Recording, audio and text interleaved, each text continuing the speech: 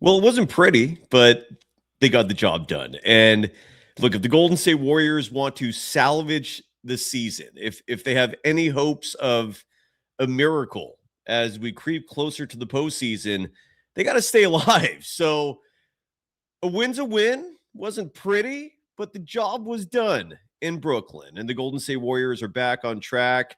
And if you have to look for a reason why, probably want to start with the players who did not play in Toronto playing tonight, showing up tonight, making a difference tonight.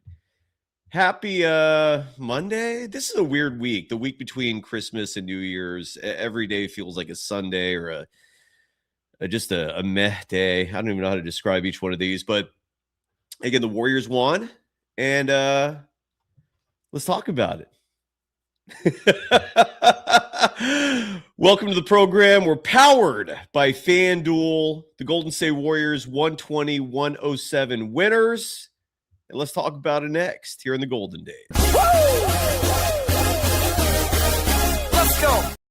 Welcome to the program. My name is Cyrus Saatsaz. You can follow me on Threads and Instagram at DogWild over on Twitter.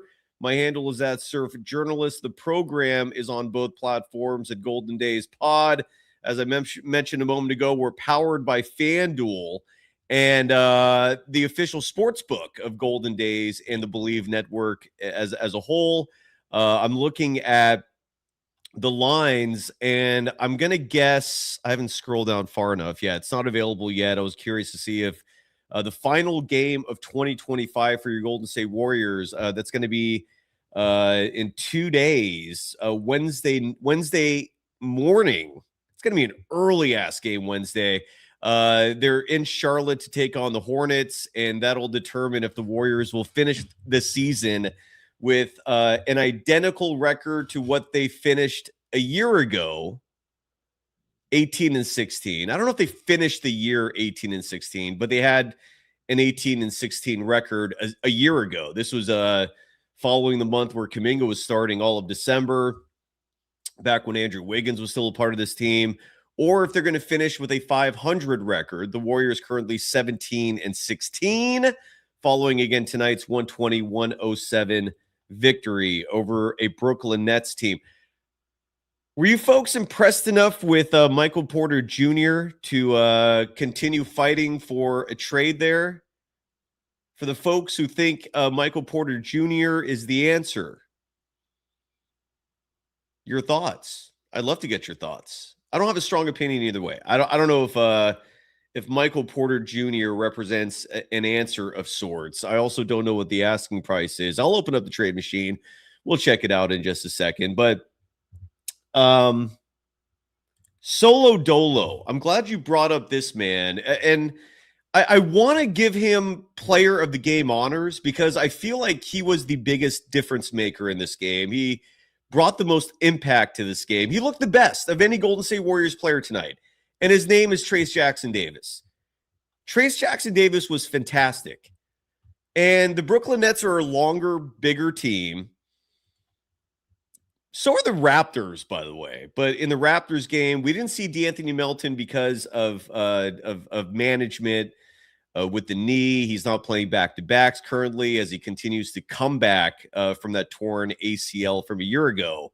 But Trayce Jackson-Davis, I know the broadcaster said he was feeling under the weather, but he was not on the injury report, got the DNP. Guy Santos, who got the DNP, I thought he would play some exemplary ball as well. Melton, I mentioned a moment ago, I thought he was fantastic. I thought Will Richard was fantastic. Stephen Curry was fantastic. He was fired up, played 28 minutes, 36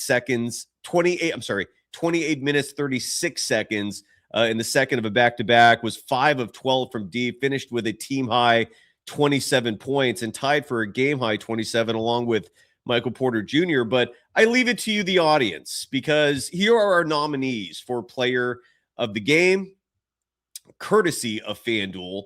Is it Trayce Jackson-Davis? Is it Stephen Curry? Or is it D'Anthony Melton? Or is it Jimmy Butler? Phone lines are now open. And yes, Keel X, you're right. Kerr still has to go. You don't have to worry about me falling for fool's gold, which is slowly becoming a theme of your modern iteration of the Golden State Warriors, not falling for the trap of how this team looks when they play awful opponents. And make no mistake, the Brooklyn Nets, I don't care if they've won 7 of their last 10. I don't care if they've been balling lately. That's a garbage team. They're young. They have not figured shit out. It's not a game you brag about. But again, in the big picture, if you want the Warriors to stay relevant and you want them and you have hopes for some big trade that's going to make a difference next month, they need to win these games. They need to stay alive. So good news there. Split head saying Trace Jackson Davis. Palmetto Money saying Jimmy Butler. Julian Bashir also saying Jimmy Butler. Godzilla saying Trace Jackson Davis or Will Richard. Riz is asking, did I see the back-to-back steals for Melton and Richard? Yes, I did, sir. You're talking about the one I'm guessing late in the game. Absolutely. They're awesome players, man. I love both of them.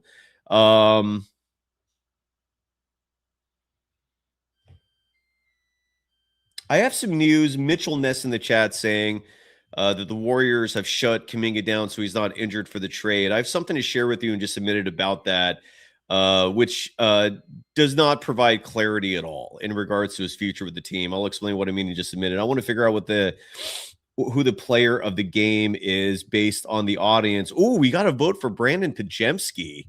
How many minutes? See, again, what I don't think is a coincidence is Pajemski's minutes going down. The Warriors went 13 deep tonight. The only player getting a DNP, Jonathan Kuminga. Pajemski's minutes go down from the 28, 29 he typically gets. Tonight he played 20 minutes and 2 seconds. I would love more of that. The less Pajemski minutes, the better. For the simple reason that the way this roster is constructed, he's not a 2 guard. If you're going to give him heavy minutes, he's got to be a point guard. So I know you wrote that facetiously, but I like the fact that his minutes went down tonight. That is a massive silver lining. Trace Jackson Davis getting a vote from You Can Call Me X, adding not Jimmy Butler.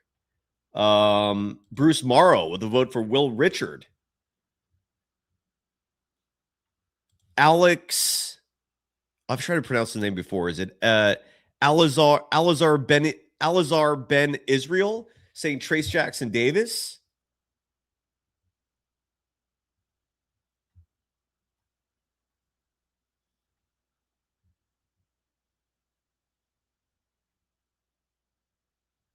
Sorry, I saw a chat that gave me pause for a second.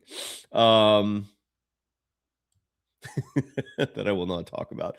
We got a paid chat I'll get to in just a second.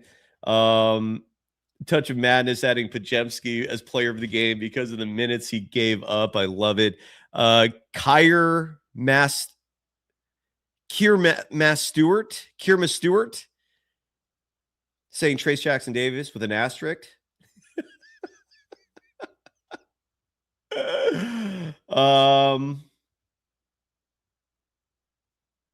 Yes, I did see Julian Bashir adding that Kerr was desperate to try to get Pods back in the game to finish the game, but Will Richard basically made that an impossibility. Yeah, I did. Oh, you're talking about the earlier in the fourth quarter when he did take Richard out for Pajemski and then put Will Richard back in. Yeah, I noticed that too. Kepik writes, listen is asking me to listen to him. I'm listening. What's up? Follow up. Or you can just come on the show in a little bit when I bring the audience on. Your call. Dilated Entertainment saying DeAnthony Melton's defense made a difference over Brandon Pajemski. Sharia Brown with a vote for Jimmy Butler. KKS gifting some Golden Days memberships. Thank you again. Hope you folks take advantage of that. Palmetto Muddy. Looks like Jimmy Butler might get the win. Julian Bashir saying that Steve Kerr, this was not a happy win for him because Pajemski was not the reason why they won. I feel you. I feel you on that. Yeah, there you go. There's a Zabates is now a Golden Dazer, an official Golden Dazer, courtesy of KKS. Thank you, KKS. So who win? I guess so. I guess it's Jimmy Butler, our player of the game, by a slim margin. Jimmy Butler tonight was superb. Second on the team in scoring, 21 points. And make no mistake about how important free throw attempts are. Couple of huge reasons why getting to the line is important, and it's also coincides with why the Kuminga DNPs make no damn sense. Jimmy Butler, because he was last year he was number 1 on the team in free throw attempts. Jimmy Butler surpassed him in that category, but that's your 1-2. But Steve Kerr has no respect for free throw attempts. Jimmy Butler was 11 of 12 from the free throw line. And what those free throw attempts do, besides stopping the game, giving everyone a chance to rest for a moment, it also gives you free points, goes without saying. And maybe most importantly, it allows your defense to set. You're not dealing with you're not being forced into a situation where transition defense is necessary. That always makes life harder. And that's what free throw attempts does. It helps your defense besides the free points you're getting. So Jimmy Butler, 11 of 12 from the free throw line, 5 of 9 from the field. That had 5 rebounds, 4 assists, and a steal, a +7 in net rating, 21 points on the night for Jimmy Butler, our FanDuel player of the game. And again, FanDuel does not have a line currently for the Warriors and the Hornets. What their line currently shows for the Warriors to win the title. Oh, it's back down to +4,000. Last night it was up to, I think, +3,500. I think it was in that range certainly. And so a day later, it's now +4,000. Curious to see if those are phenomenal odds, by the way. If you think the Warriors are gonna pull off the miracle this year and win the whole thing, still no line for the wins total. Unbelievable. Because the bookies have no idea what this Warriors team is all about. That is funny. But again, if you want to get in on the action, our official sponsor one last time, our title sponsor, FanDuel. And if you're someone more on the local side of things who wants to connect with our program, all you got to do is email us, warriors24pod@gmail.com. Warriors24pod@gmail.com. Reach out, hit us up. Let us show you some love. Let us raise awareness for your business or your organization or whatever it is you want promoted. Hit us up. Edward Scissorhands is asking, how high am I? And again, I know the eyes squint sometimes. You know what it is? When the Warriors win a game, I'm a little happier. And when I smile, my eyes squint, and it makes me look stoned. I don't smoke weed before programs. I can't emphasize that enough. It's disrespectful to you, the audience. I am not as sharp. I can't host the show stoned. I just can't. I mean, I could do it in theory, but I make myself vulnerable to being exposed, losing arguments, not being coherent. It just isn't a good look for anyone involved. So I don't get high before shows, but now after the show, that's a whole other story. Paid chat from Waynster dropping $5 saying great bounce back from the Toronto Smurf meltdown. Continue to play Will Richard. Continue to play Guy Santos. Continue to play Trace Jackson Davis. And continue to play DeAnthony Melton. Well said. Pat Spencer even got some minutes tonight. I don't know if he made much of an impact, but it was nice to see him. Again, I'm at a point where I'd rather see Pat than Podziemski, but that's just me. I'm also noticing a lot of a higher than usual amount of rhetoric trying to defend Steve Kerr out there, at least on the socials. Again, a massive respect to, I think was his name, Chosen, who came on the show last night to try to defend Steve Kerr. And the rhetoric from Kerr's apologists repeatedly is, it's the front office's fault, without putting any focus on the fact that it's Kerr's fault Brandon Podziemski's third on the team in minutes. Third, make that make sense. An NBA head coach has one pivotal power, and that's deciding who plays when and by and how much. how many minutes you give to a guy, when the guy plays, or her, if it's the WNBA, and make that make sense. How do you defend Kerr with Brandon Pajemski being third on this team in minutes? If they're going to salvage this season, that has to change. There has to be an adjustment there. I do not see how it works. When I say it works, meaning how does a team become a legitimate contender with Pajemski being top 3 in minutes? I don't get that. So tonight, Pajemski was not top 3 in minutes, nowhere near that. Jimmy Butler led the team in minutes with 31 minutes, 12 seconds played. Stephen Curry on the second of a back-to-back, 28 minutes, 36 seconds played. Draymond Green joining Jimmy and Steph as the veteran core, playing the second of a back-to-back. Dre, 24 minutes, 47 seconds of action. And then the bench minutes, D'Anthony Melton playing 23 minutes, 32 seconds. Will Richard next up. I'm going in chronological order here of most to least minutes played tonight. And as you can hear as I go along with this, Brandon Pajemski's name further down the list. After Will Richard, it was Trace Jackson Davis getting 21 minutes, 56 seconds of play. And then it was Brandon Pajemski, who got 20 minutes and 2 seconds. Guy Santos was just behind him with 19 minutes and 10 seconds played. And then you had a few veterans like GP2, Buddy Hield, Pat Spencer, each getting 10 minutes apiece. I somehow missed, I need to look this up right now, like what happened to Quinton Post? Did he get hurt? I stepped away for a moment at the very beginning of this game, and I never saw him again. He did not start the third quarter. Did he just get benched? What happened there? Why did what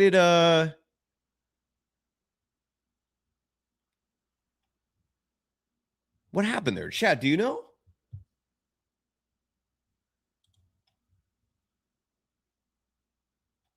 Oh, foul trouble. Thank you very much, G4M. Quinton Post picked up 3 early fouls. So that's what happened. I had missed that entirely. He never came back. He played the first 4 minutes and 52 seconds of this game. We never saw him again. I mean, Post for the most part this year, after a decent start shooting from deep, has been slumping in that category lately. So football in the chat's asking or adding that that his defense wasn't looking good. And then you have Split Head, who I know you're trying to be ironic and adding some sarcasm here, but the sad part is you're probably right, saying he's just giving his rookie some rest, referring to Quinton Post. You're talking about Brandon Pajemski. Trust Pajemski's minutes to get back on track. I thought you were going to say that Quinton Post, his minutes went down, and now we got to get used to that. So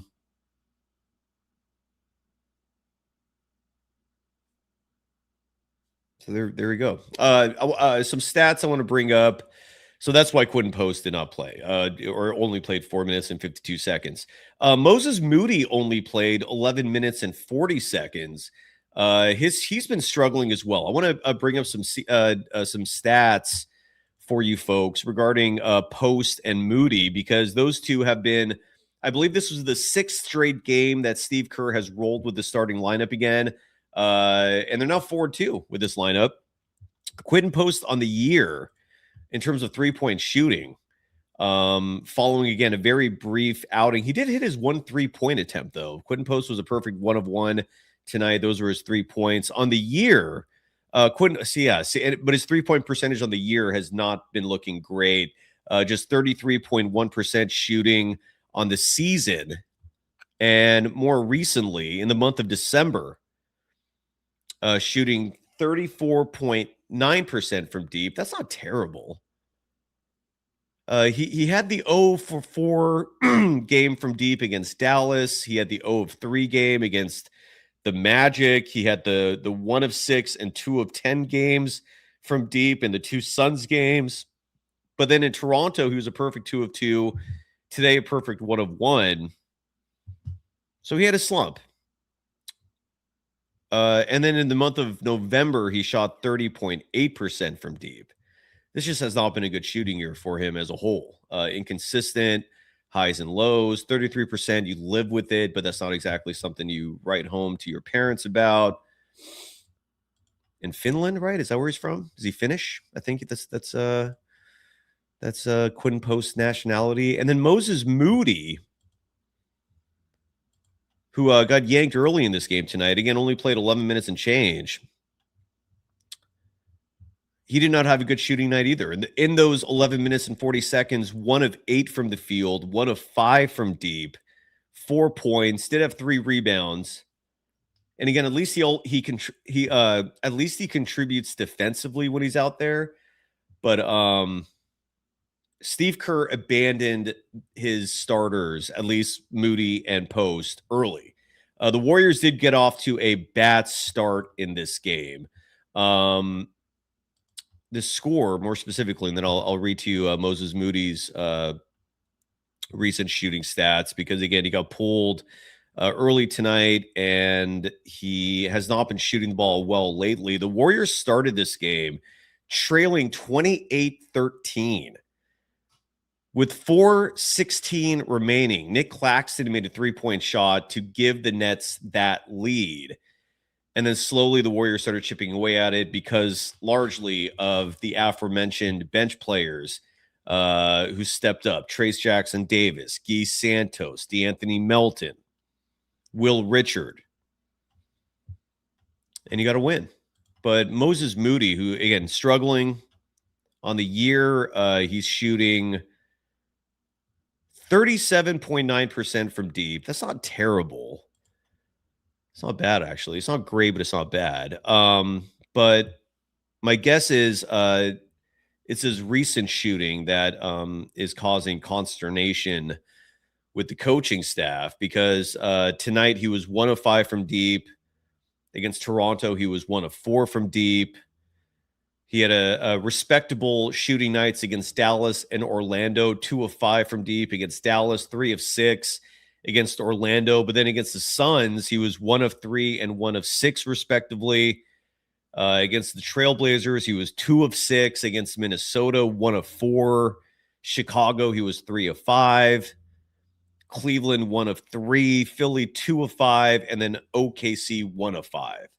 That's the month of December for you, with Moses Moody shooting the 3 for a collective 34.6%. Not great.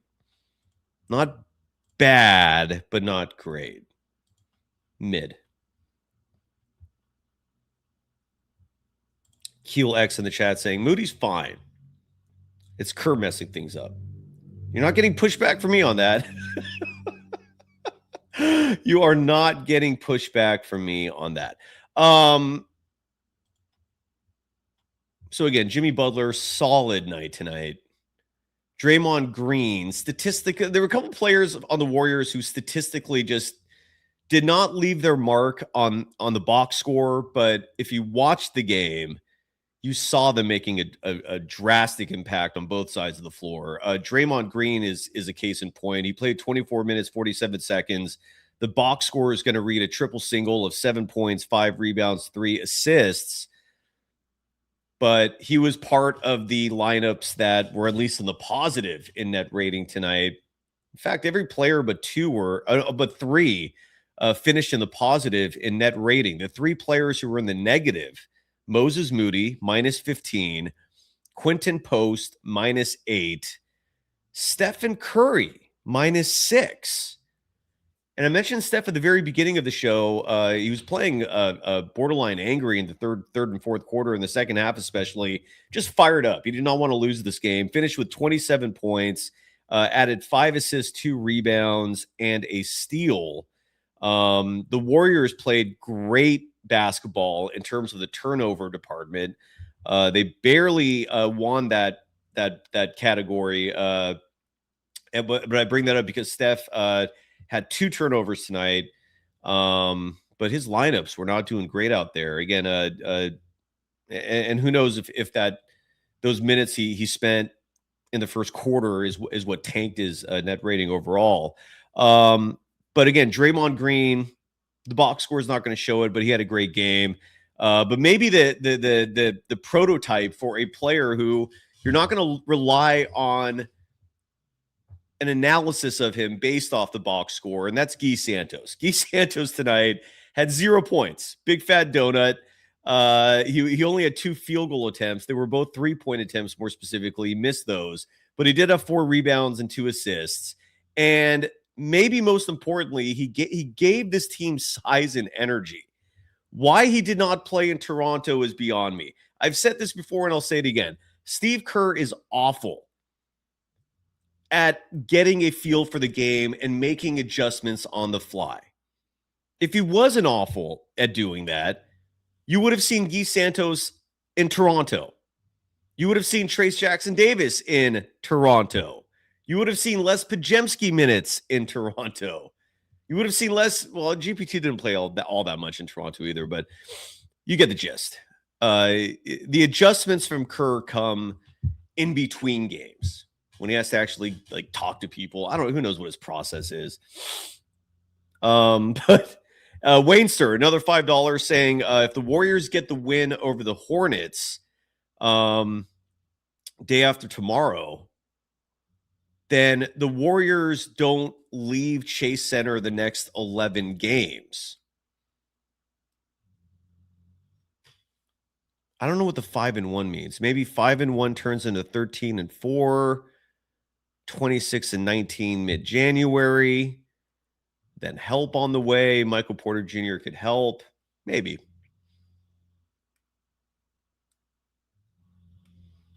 I'll get the trade machine going in just a second. Wainster, I don't really get the math here for. Are you just like kind of building up, like are these 2026 records?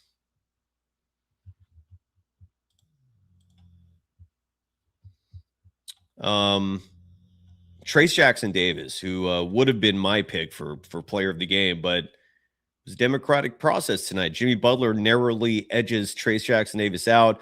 I thought he was exemplary. 21 minutes, 56 seconds of play. He was 5 of 6 from the field, 6 rebounds, and an assist, added 2 blocks and a steal, 11 points, 6 boards, 2 blocks for Trayce Jackson-Davis. I thought he was awesome. I really do. D'Anthony Melton, want to read his stat line real fast because I thought he was also awesome. The shooting is getting there. I know he had 2 3-point attempts. Neither of those went in. His 3-point percentage is awful right now. I'll look it up, but I'm going to guess before I actually see what it is that it's below 20%.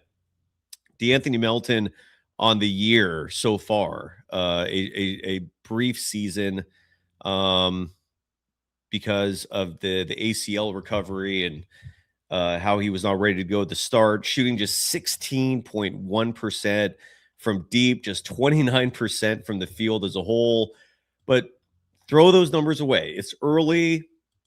I have faith in the guy. He does bring a high defensive acumen to this team. And tonight, Melton played 23 minutes, 32 seconds. He was 4 of 6 from the field. That's encouraging. Even with the 0 of 2 from deep, made a pair of free throws as well. Had 8 rebounds in this game to go along with an assist, 2 steals, and a block. D'Anthony Melton leading the team tonight in net rating with a plus 26. And Will Richard played just a notch below Melton in terms of minutes. Will Richard playing 22 minutes, 51 seconds tonight.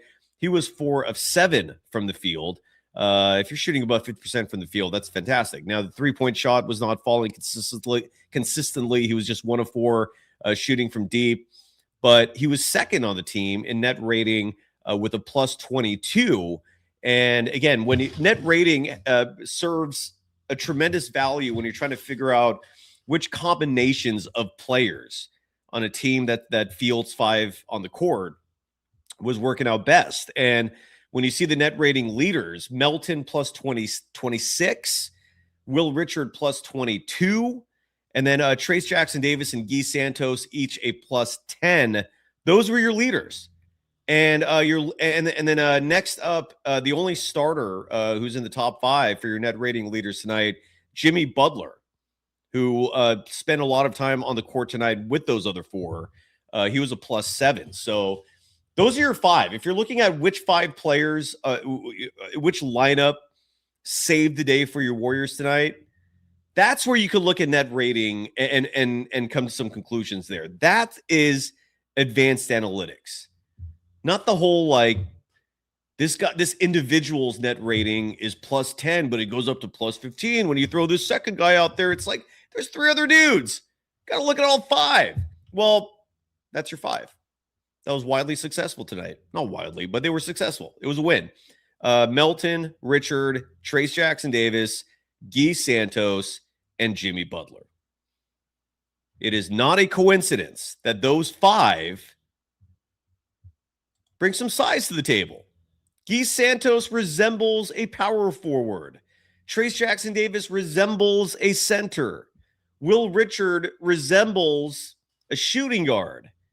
DeAnthony Melton resembles a competent point guard. Jimmy Butler is a future Hall of Famer. So there you go. And then Mr. Slacks. And again, this is why I'm not going to put a lot of weight on a win like this tonight. Look, again, if you have aspirations to do something in April this year, you got to win games now. You got to stay alive. So there was a tremendous value on that front, even if they taught a bad Nets team a lesson. But I feel you on that. This is not a game that where the takeaway is we're back, baby. Go Dubs! They're gonna win the whole thing. No, not this year. Wayne Sir dropping another $5. Thank you, sir. Saying right now the Warriors are 4-1 in their last 5 games. Oh, I see. Okay, so if they beat the Hornets, they'll finish the year winning 5 of their last 6. You are correct, sir. Against very mediocre opponents, but nonetheless, that is true. Then the Warriors don't leave the state for 11 games. So the month of January, in other words, what Wainster is trying to say here is chock full of home games. And I'm looking at the schedule right now to be more specific. And this is the rundown for the month of January. Oh, they do have one road game, but it's in LA. I see what you're saying. You did say they don't leave California. So Friday, January 2nd, the first game of 2026, the Warriors host the OKC Thunder. Oh, shit. Then they host the Utah Jazz. Then they travel to Inuit Dome to take on the LA Clippers. Then they're back home to take on the Bucks, the Kings, the Hawks, the Trailblazers, the Knicks, the Hornets, the Heat, and the Raptors. God, you're right. That is a shitload of home games. That is a 1, 2, 3, 4, 5, 6, 7, 8, 9, 10. So 10 of their next 11 after the Charlotte game will be at Chase Center. And they don't leave Chase Center until January 22nd when they start a 4-game road trip at Dallas, at Minnesota for 2, a back-to-back in Minnesota, and then at Utah. And they finish up the month of January at home against Detroit. Yeah, Wainster, who I remember your chats earlier. They were very specific, saying that the Warriors could start a run here. You're paying attention to the schedule. That's smart. Could the Warriors go 8-3 in those next 11? They could. And then this sets up the Warriors to go 26-19 with help on the way. And that leads to the next topic. Is there help coming on the way? Who knows? What I do know, I was very fascinated. I don't know if you can call this breaking news or not, but I was very fascinated and intrigued by all these DNPs that Kuminga is getting, because typically, if you're a rhyme and reason type of person, you'd think those DNPs are because Kuminga is going to get traded and you're trying to prevent injury. How would you feel if I told you that is not a message that Steve Kerr has relayed to Kuminga or anyone, and we have no idea if the front office has told Kerr that they're going to trade Kuminga? Because I can tell you that for a fact. Kuminga's just sitting there in the dark. True story. Like, he has no idea what his future holds. He has not been informed by the Kerr or the team, if they're even looking at trades. That's where we're at. And by the way, Kyre Moss Stewart writing that Nikola Jokic is down. Yeah, in case you have not been following along tonight, or when you see this, Nikola Jokic, I don't know the status. Let me see if there's an update on that. But his knee buckled in their game tonight, and that's one of many reasons why I talk about the Warriors trying to stay relevant this season, because injuries are a part of the game. They're a part of life. And all these teams that you look at and think, damn, the Warriors have no shot against them, they're one injury away from suddenly being beatable. Case in point, the Nuggets. If Nikola Jokic goes down, the Nuggets are not a contender anymore. I mean, they're a playoff team. I want to see real fast what the status is on Nikola Jokic. So this says knee scare. No official update has emerged. This is from an hour ago. So we have no updates yet.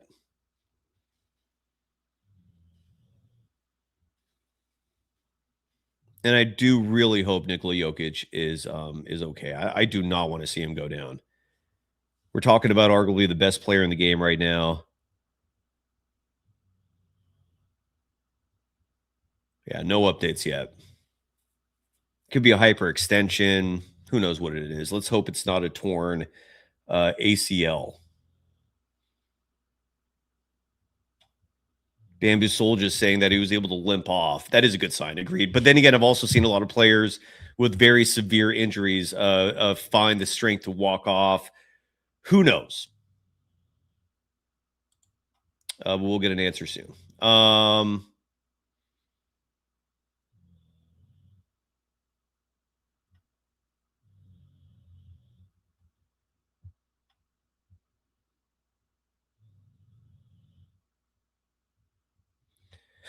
So what do you guys? I don't know what you folks think about the fact that JK is just in the dark. I have no clue what any of this means. Let's get the trade machine open real fast here.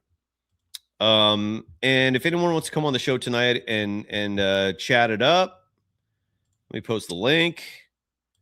If this show ends up being a little shorter than usual, that's fine.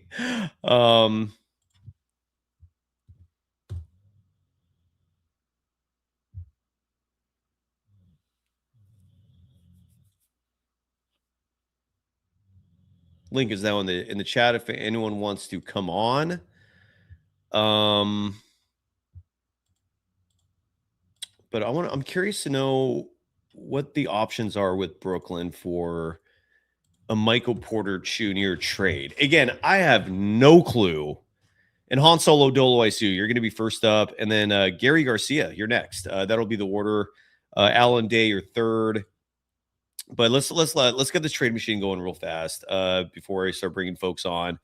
Actually, Han Solo Dolo, and then either Quentin or Cam, whoever that is, that's second. Just because I made a promise last night. Forgive me, and then Gary will be third.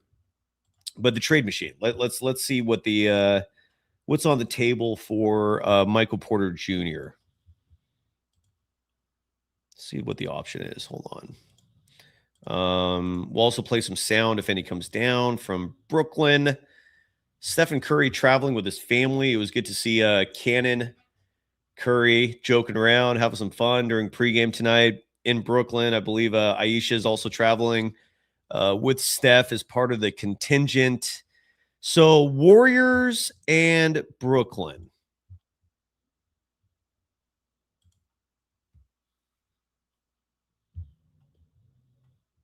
Let's see what the options are here. So Michael Porter Jr. he makes $38 million. I don't know it's that much. Okay, so Michael Porter Jr. to the Warriors.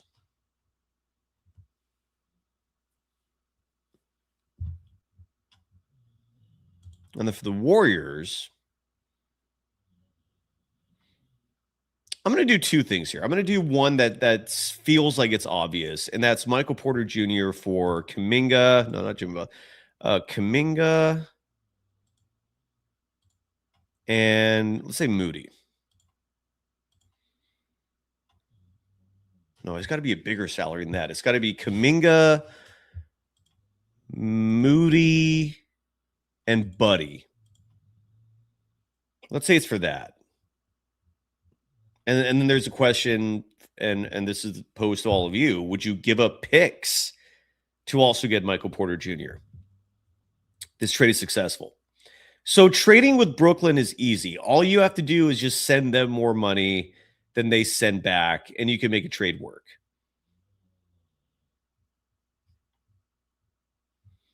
One that intrigues me, I want to do one more thing here. I'm curious to know what a trade looks like.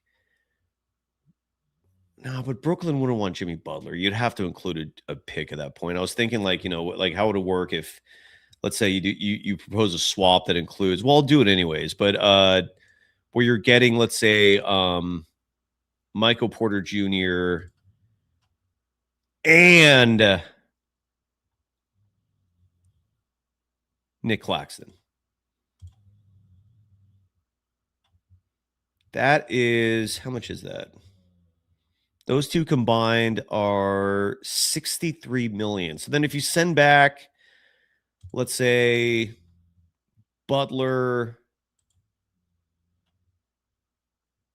and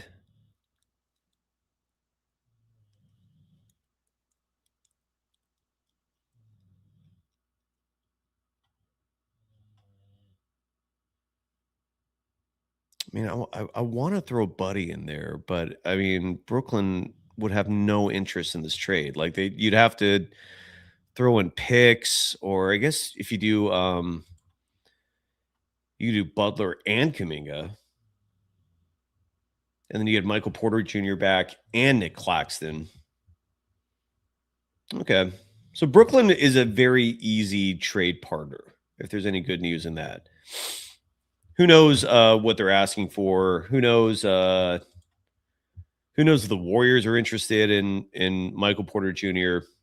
If you're curious how he did tonight, 27 points, 9 rebounds, 5 assists, 3 steals, 5 of 9 shooting from deep, 27 points again in 36 minutes and 7 seconds.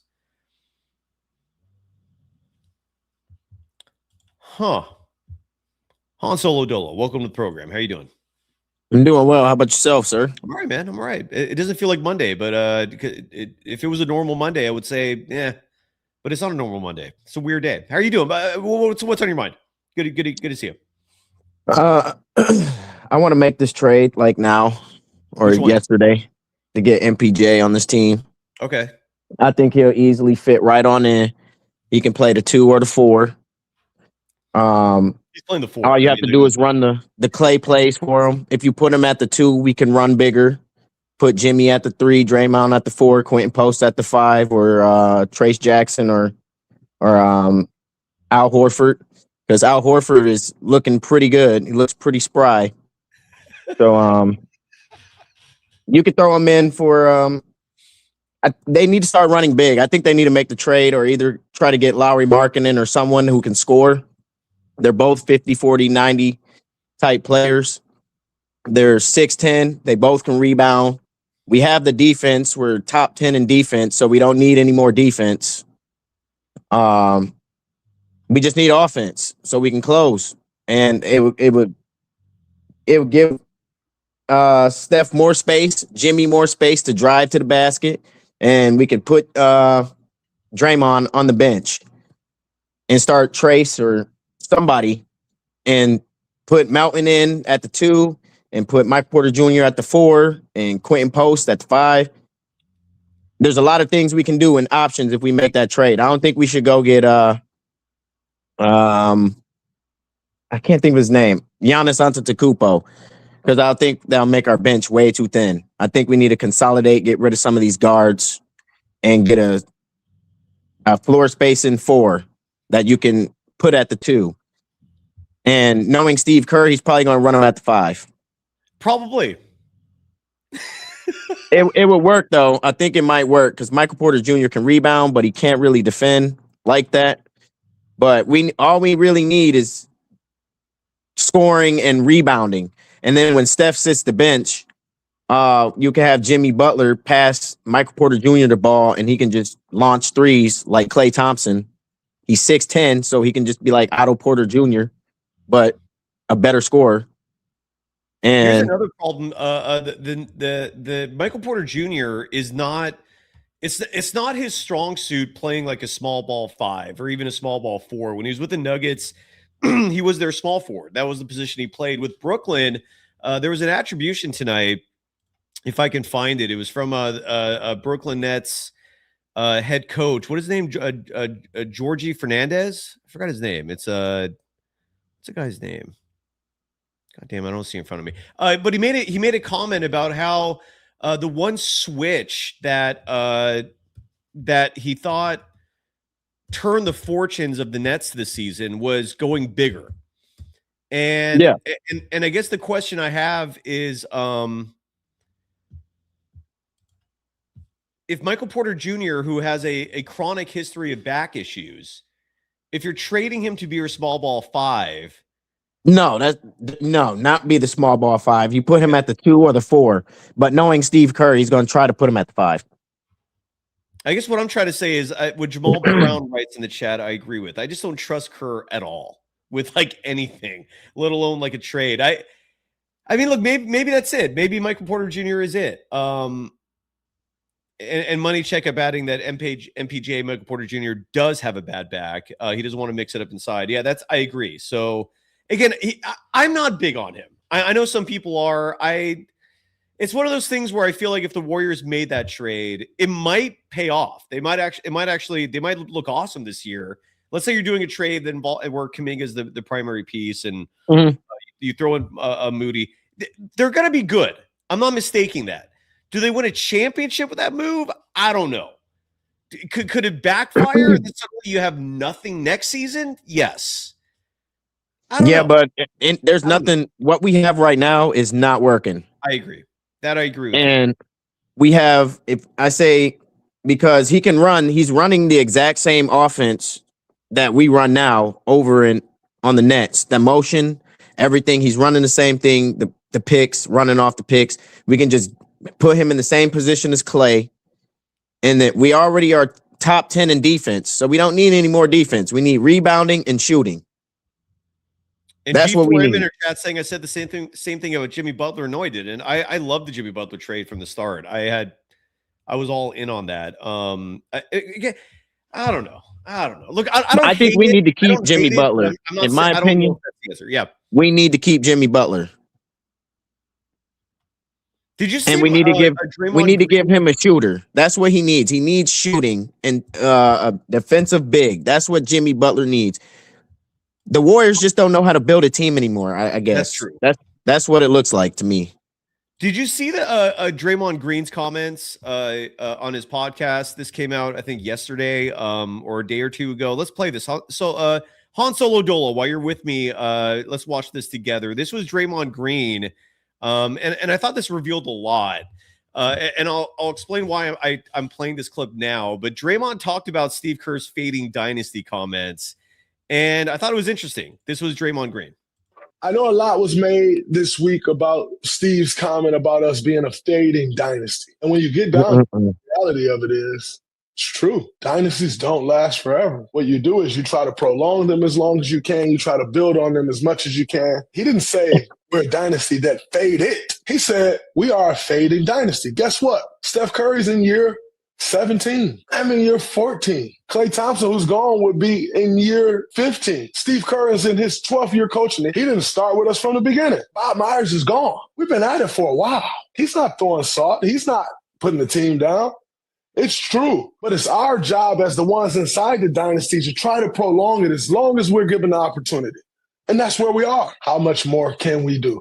That's the goal. That's the mindset. That's the mission. That's the reality. No way. The reason why I highlighted that is because Draymond Green sounds an awful lot like a company man in that clip.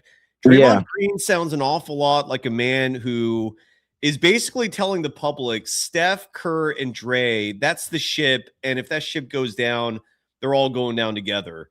No. And the vibe I'm getting, and the reason why that Jimmy for Anthony Davis trade that was brought up the other day, why I think that makes sense is the team is not going to trade Dre. And that's exactly what it is. No clue what they're going to do with Jonathan Kuminga. Everyone assumes that Kuminga is the one who's going to get traded. I'm not assuming shit because I have no clue what the front office thinks right now. I don't know if they want to trade him. There's a very strong possibility that Joe Lacob still sees Kuminga as the future of this team, much to the chagrin of a lot of you. I get that. But I don't see it. What Kuminga I don't see it from JK. I just don't see it from JK. I think he tries.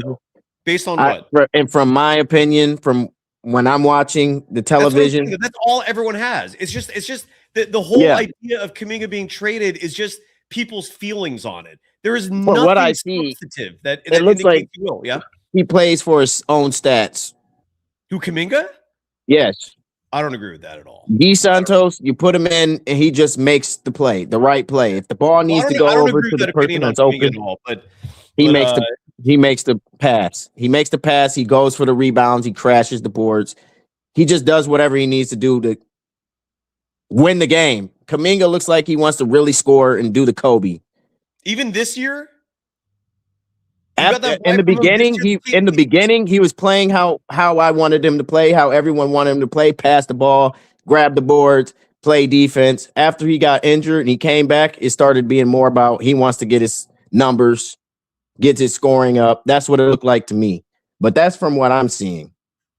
Again, we can agree to disagree on that. I wasn't getting that vibe at all. I also got the vibe of a player who was insanely frustrated because before the injury, he was already seeing his minutes get cut when he was not playing selfish basketball. I didn't see it. But look, ultimately, though, like none of us have any clue what's going to happen with him, right? We don't know. It's one of those things where it's like the people who hate him, they want that to happen. I mean, it sounds like you want that to happen. And I want him to go to another team and go score and do what you want to do. Go score, shoot your mid-range jump shots, do that over at another team. We're trying to win right here. By the way, Snozzle Dude, come on the show. Let's have a conversation. I'm not going to crash about Kuminga. I'm resigned to the idea he's gone. But I also live in a world of reality and trying to form opinions that are educated based on actual evidence. What is the evidence that we have that Kuminga is going to get traded? That's what I'm asking. We have none. Zero. None. So who knows? And all I do know is when you look at the math and you look at the numbers and you look at the decisions this franchise is making, they're rolling on the nostalgia train tenfold, right? Like I highly doubt anything's going to happen to Kerr this season. Steph and Dre are not getting traded. A lot of people want Draymond traded. Fat chance. Good luck with that. I don't think that's ever going to happen in a million years. Joe Lacob loves Dre. So what I'm sitting here saying is if there's going to be a trade, and very possible, to me, I think Jimmy Butler is the odd man out. And I love Jimmy Butler. I don't want him to go anywhere, but I'm just trying to live in reality here. And right now, I just don't know how Jimmy Butler stays. Did you see the comment on social media? I don't know if you folks saw this, by the way. And you got to pay attention to little things like this. Let me pull this up for the whole world to see. When I say the whole world, I mean this audience. Give me 1 second here so I can pull up the account. But Jimmy Butler is one of his closest friends. He might even be literally his best friend. Wrote this on Twitter. And the fact that he said this publicly, I thought was very revealing. Here, I'll share this with the screen, and then we all can talk about this. Whoa. Did Hansel Ludola just... I lost him. Sorry about that. I don't think that was me.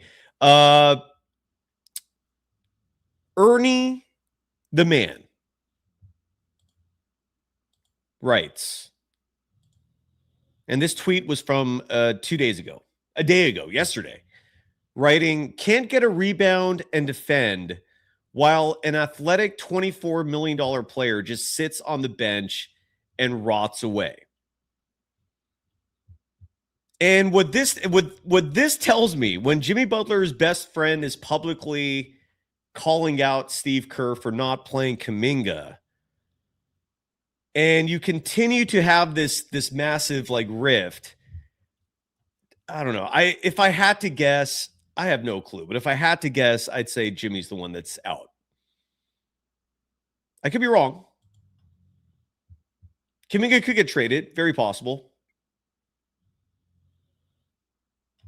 And again, Snozzle Duke, who just immediately jumps to the assumption that Kuminga's shit. You're making that assumption entirely based on how Steve Kerr feels about him. Think about that. You have every current and former NBA player who sees the potential. You have people come in this audience routinely coming on who watch the opposing team's broadcast, meaning you're getting their perspective on the Warriors. And it's a unanimous consensus. They all look at what the Warriors are doing with Kuminga and they go, what the F is going on there? The opinion that Kuminga is shit is based solely on Steve Kerr's opinion. And if you want to be a lemming and believe Steve Kerr and think he's some genius who can evaluate talent, even though he got shit canned by the Suns, and even though he has never developed a single young player, and the only young player he's shown attention to, focus on, and faith in is one of the team's worst players, Brandon Pajemski, says a lot about you. Snozzle Duke saying Kuminga's a turnover machine. So is Steph. So is Draymond Green. And they were like that early in their careers. I also do. Look, players figure it out. Jaylen Brown, have you watched him this season? He went from a guy that people ridiculed who can't dribble to now being an elite ball handler and carrying a team on his own. And the reason why I bring Jaylen Brown up is because that is the ceiling that we could potentially see with this kid if he just simply got minutes. That's it. The won't defend thing. 1 minute you put all your faith in Steve Kerr in terms of his opinions. Well, Steve Kerr's opinion is Kuminga can defend. So which is it? Do you just cherry pick what you believe with Steve Kerr? So Steve Kerr believes Kuminga should be on the bench. So you think he's shit. When Kuminga plays, he's assigned the opposing team's best player routinely to defend. But now you're disagreeing with Kerr and saying he's a bad defender. Make that make sense.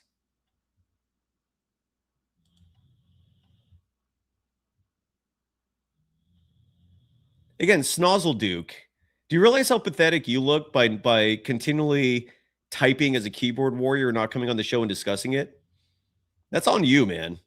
You're the one who right now is in mom's basement yelling, "Mom, the meatloaf! I want some meatloaf!" That's who I'm currently giving attention to. Sad, pathetic keyboard warriors. Let's come on the show. Have a discussion about it. You know what's really funny is back in 2022, this was right after the Warriors won the championship. On the previous show I was hosting, I expressed optimism that maybe someday Kuminga and Moses Moody could be the next Jaylen Brown and Jason Tatum. And Celtics fans got riled up about that. They didn't like that I said that, right? And so it became like a bit of a clip that went around on social media for a moment. They got upset about it. They discovered that clip in 2024 before the Summer Olympics. And then when Kerr DNP Jason Tatum time and again, they all shut up. They all shut up because they saw how Kerr treated Tatum and they were like, oh.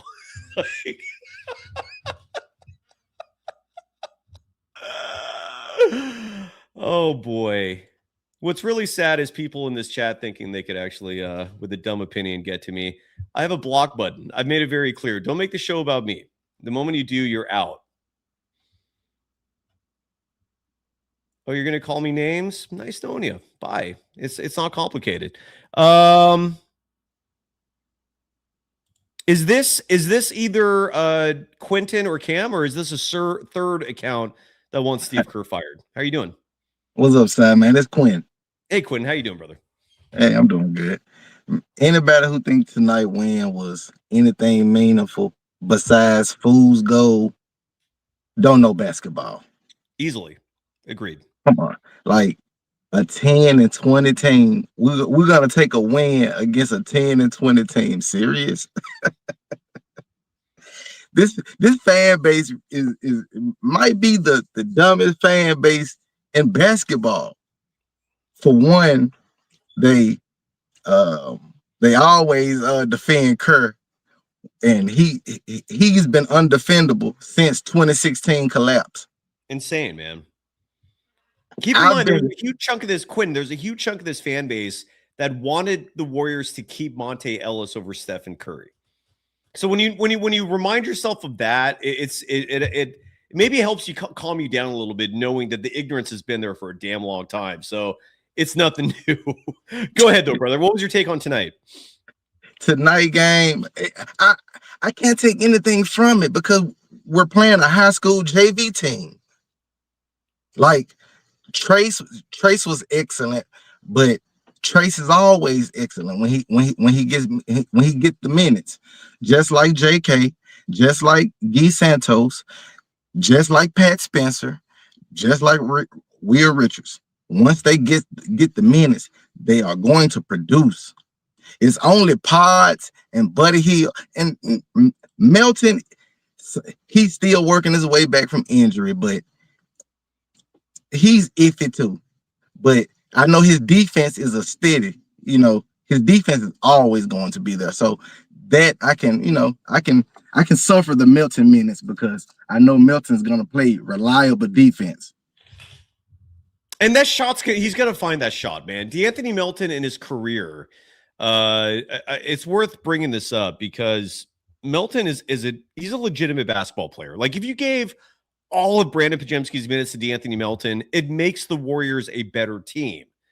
But again, now we're talking about Steve Kerr's favorites, and yet his detractors pretend that favoritism is somehow a good method of leadership. Are you out of your effing mind? DeAnthony Melton in his career is a 36.4% three-point shooter. He's going to figure it out.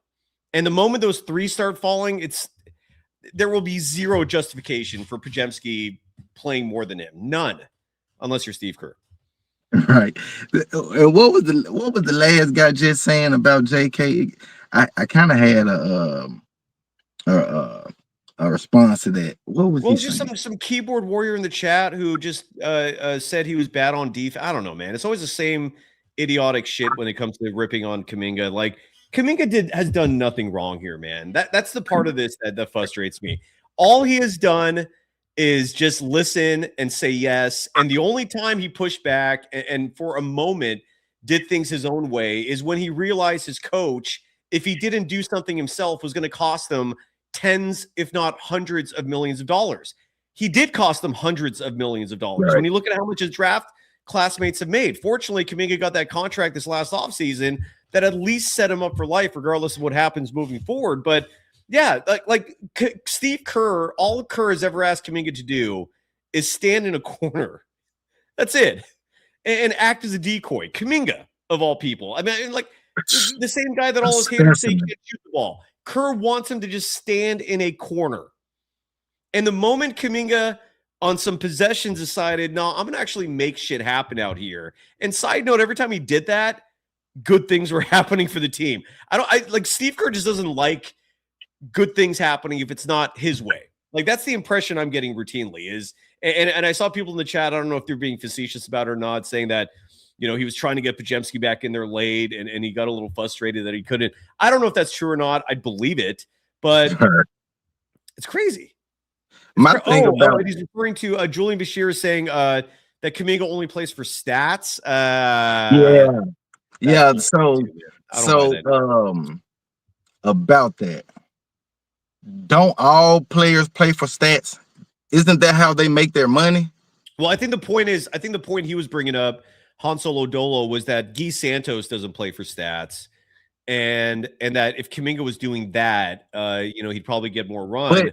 But they're different players, like exactly. I'm not going to expect Steph Curry to to act like Draymond and to defend like Draymond or, be the muscle of the team. That's not his role.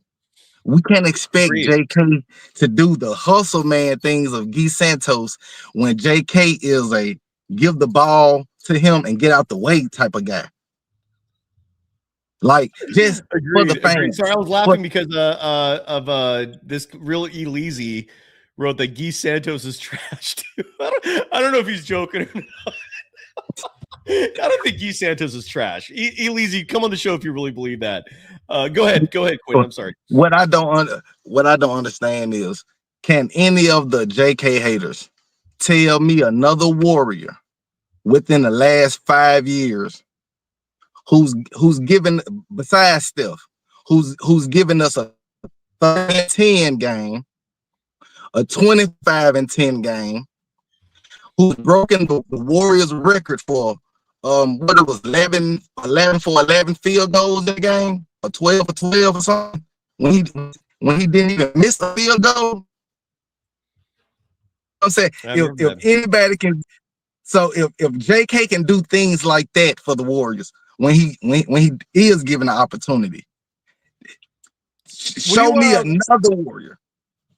So go ahead, Quinn. Was it you or was it Cam who's working on the GoFundMe? It's Cam. Okay, all right. So I'll leave that to him. So Quinn, my question to you is, like, what do you want the Warriors to do at the trade deadline? Honestly, I don't want the Warriors to make a trade because I believe this team is a championship team. We just have a JV coach. I don't want the Warriors to bail Steve Kerr out and give him another basically another superstar player, and he can scapegoat that again. I don't want to see that again because Steve Kerr hasn't proven anything to me since 2015.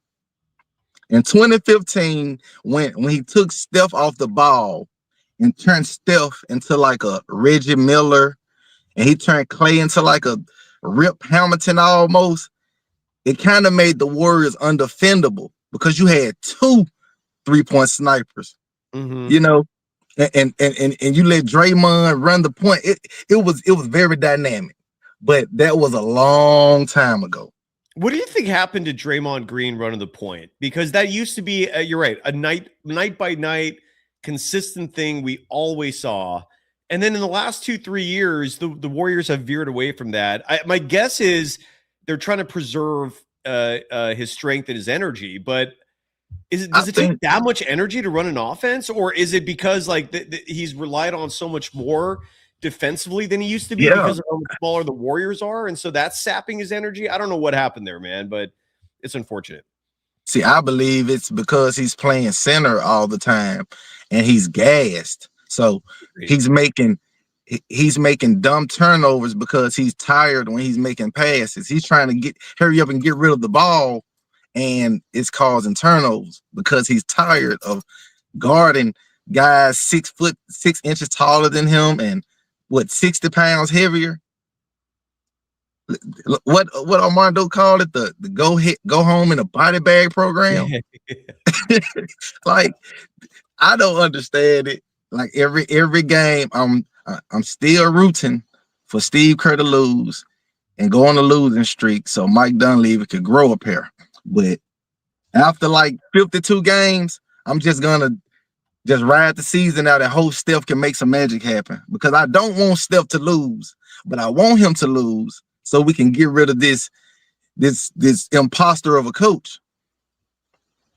Yeah, I mean, look, if the Warriors had lost tonight, it would have been disastrous. I mean, the idea of Kerr leaving this team mid-season feels like a pipe dream, but I also feel what you're saying, because the Warriors with the win tonight improved to 17-16. If they lost, they would have been 16-17. Right. And yeah, it's a precarious position for Kerr to be in, but I think it's a pipe dream that. Yeah, I just don't want to keep prolonging it, man. I feel like Chosen, who was on our show last night, and again, Chosen, respect, dude, for coming on and giving us your perspective on Kerr. And I agree with any of Kerr supporters who blame the front office for giving Steve Kerr crutches, even though like that in and of itself should be a critique of Kerr too. But I get it. Like, I don't know why this team gave Steve Kerr the options that he has, right? It does suck that you have to build a team that's essentially 14 deep in order to get a good Steve Kerr coach team. Case in point, 2022, that team was 14 deep. Like, you could literally go to the end of the bench and not struggle because of that, right? Like, the 14 guys on the bench of that team were Damian Lee and Juan Toscano Anderson. They were serviceable. Oh, yeah, they were like little Smurfs, right? But you look at the end of the bench now, and it's like Pajemski. No. The end of the bench is Kuminga. Yeah, and he's not even playing, which is really crazy. That's crazy to even think about. We have an athletic specimen sitting at the end of the bench who can give us a 30-10 performance. Like, let this set in, son. A guy that can give you 30-10 is withering away at the end of the bench. Oh my God. I throw up in my mouth. Any last thoughts? Gary, you're next. No, man. Like I said, I watch the show every night, man. Love your show. Love you. Thank you. Never let up on Steve Kerr unless he wins us this 5th championship.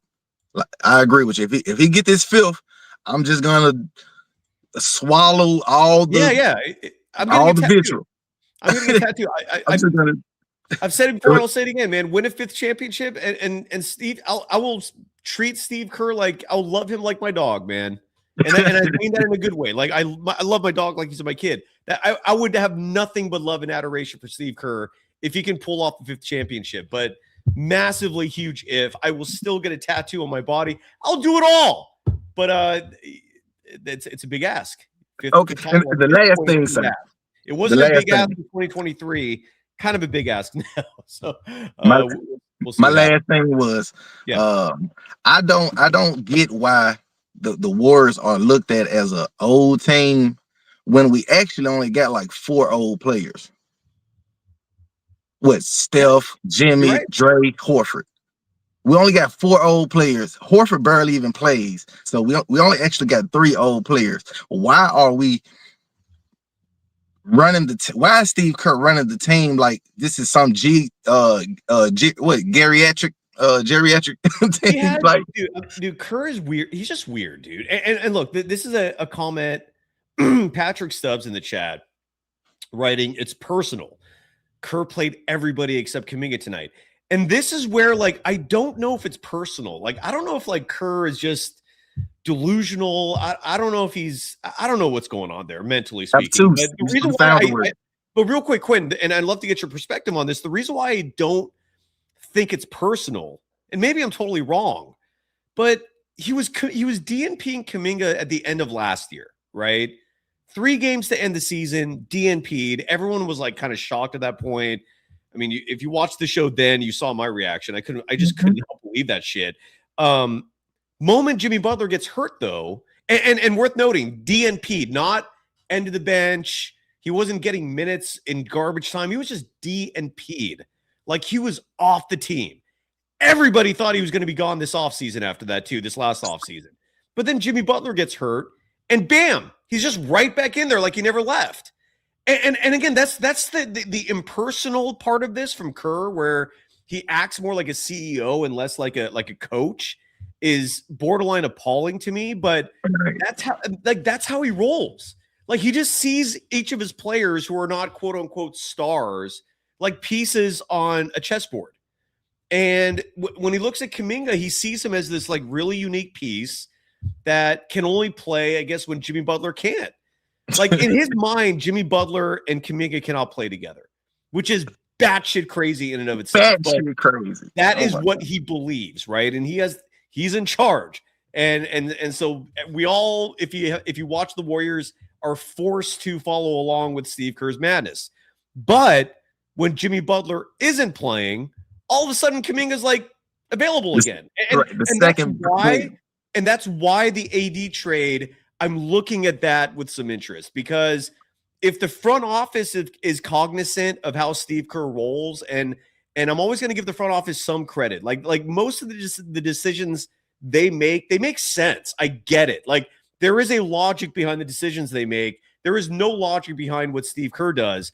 But if they're operating under the premise that, okay, and hopefully they ask her this so they can confirm. I have no idea how good or bad the communication is between the front office and the coaching staff. But if there was a line of communication, or if they feel comfortable that trading Jimmy for, let's say, Anthony Davis means Kuminga's back in the rotation, that's why I could see that maybe happening. I could also be totally wrong. I'm just spitballing. But what are your thoughts on that line of thinking that Steve Kerr, like he treats his players like they're on a game board, and Kuminga only works as a piece when Jimmy Butler is not there, which is incredibly frustrating, because why the F would you trade for Jimmy Butler in the first place? But that's Steve Kerr's a world that we're all forced to live in. What are your thoughts on that? I would agree with you, but just because JK, this isn't the first. We've seen this with Looney. That's why Looney left and said what he said when he on the way out. That the team didn't trust him. They wouldn't give him the minutes that he thought he earned. And he did this with David West, JaVale McGee, Klay Thompson the last year. Well, he sort of did it with Klay. On Looney's another one. Right. So I agree with you wholeheartedly, sir. I honestly hope if JK does get traded, if JK was to get traded, I hope they don't send him to one of the worst teams in the league and try to screw him over like they did Poole. If anything, give him a good trade like they did with Wiggins. Send him somewhere to a decent team, and he has a chance, because Kuminga doesn't deserve to be treated like this. No, he doesn't. And again, that's all I have to say. And at least he's getting paid. Like he looks like he doesn't look distraught. You see, I don't know if you have noticed him on the bench. Like he's high-fiving his teammates, and he's been sitting next to Draymond, which adds to the whole peculiarity of this thing. It's like Draymond's one of his backers and defenders, but we heard that clip a moment ago. Dre's also a company man, and he's loyal to Kerr, and this whole thing is batshit crazy, man. It's insane. And you're right. The Warriors won tonight. Good news. They're now 17-16, but at the same time, they beat a Brooklyn Nets team that is literally one of the worst in the league, which is why, for the folks out there saying, look, a win is a win, it's like, yeah, a win is a win if you're a team fighting for the playoffs who like normally doesn't get there, and you're not in the middle of a dynasty still, like thinking you can win championships. Yeah, great. But when you're a team who has the status of dynasty, even if it's fading, sadly, which again, I really just loathe Kerr saying that publicly. You're just waving a white flag at that point. Why would you take a win against the Nets so seriously? It's like it's great. You won a game, you're supposed to win. Good, awesome. But you're really supposed to blow these effers out. You're not supposed to like lead by 2 points at the half and then pull away like really late. I don't know, man. If they was 20-point blowouts every time we play one of these college teams, if they were 20-point blowouts, I would understand, like, yeah, a win is a win. But these are clutch games we're talking about. Yeah. Like, man, like I said, I don't want to hold up too much of your stream, man. I love your show. Do your thing, because I want to hear the other guests and hear all the tricks and the loops they try to go through to not blame Steve Kerr for the predicament that the Warriors are in. And real quick before you go, Quentin, what's your prediction for Tuesday, man? Are the Warriors going to be 18-16 going to the new year, or even 500? Who we play Tuesday? Charlotte. In Charlotte. Oh, Charlotte and Charlotte. Well, first I need to see if Brandon Miller, LaMelo, and what's the other part? Good question. Miles Bridges. Let me look up. Let me look up the NBA injury report just to see, because we will not have a show tomorrow, so we will not give you a preview. We will not be back live until Wednesday. So the injury report for the Charlotte Hornets. Here's how they're looking right now.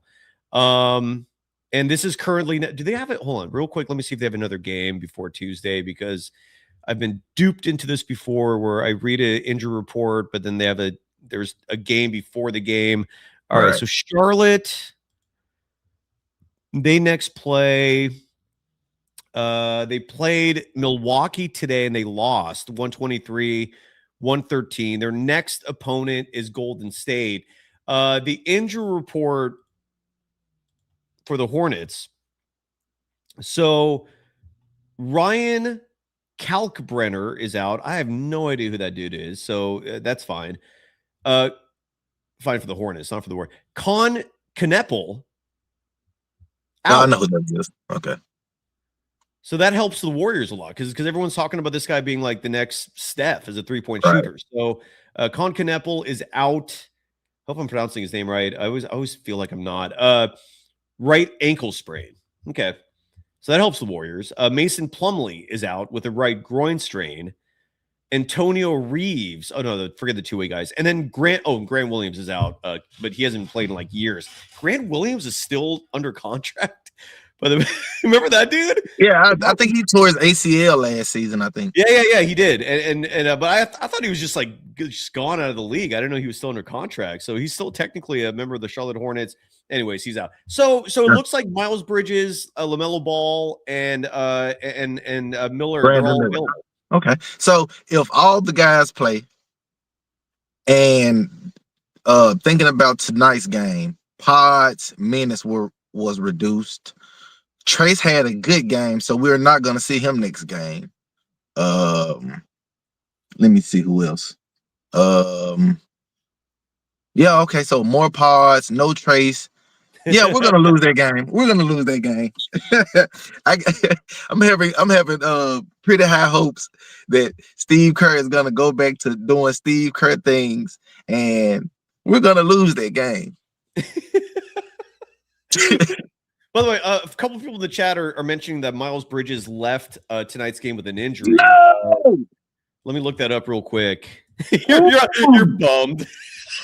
Oh my God. I want to make one thing clear for the audience out there, and I get it. I get the logic behind rooting against the Warriors because big picture, you're actually rooting for them.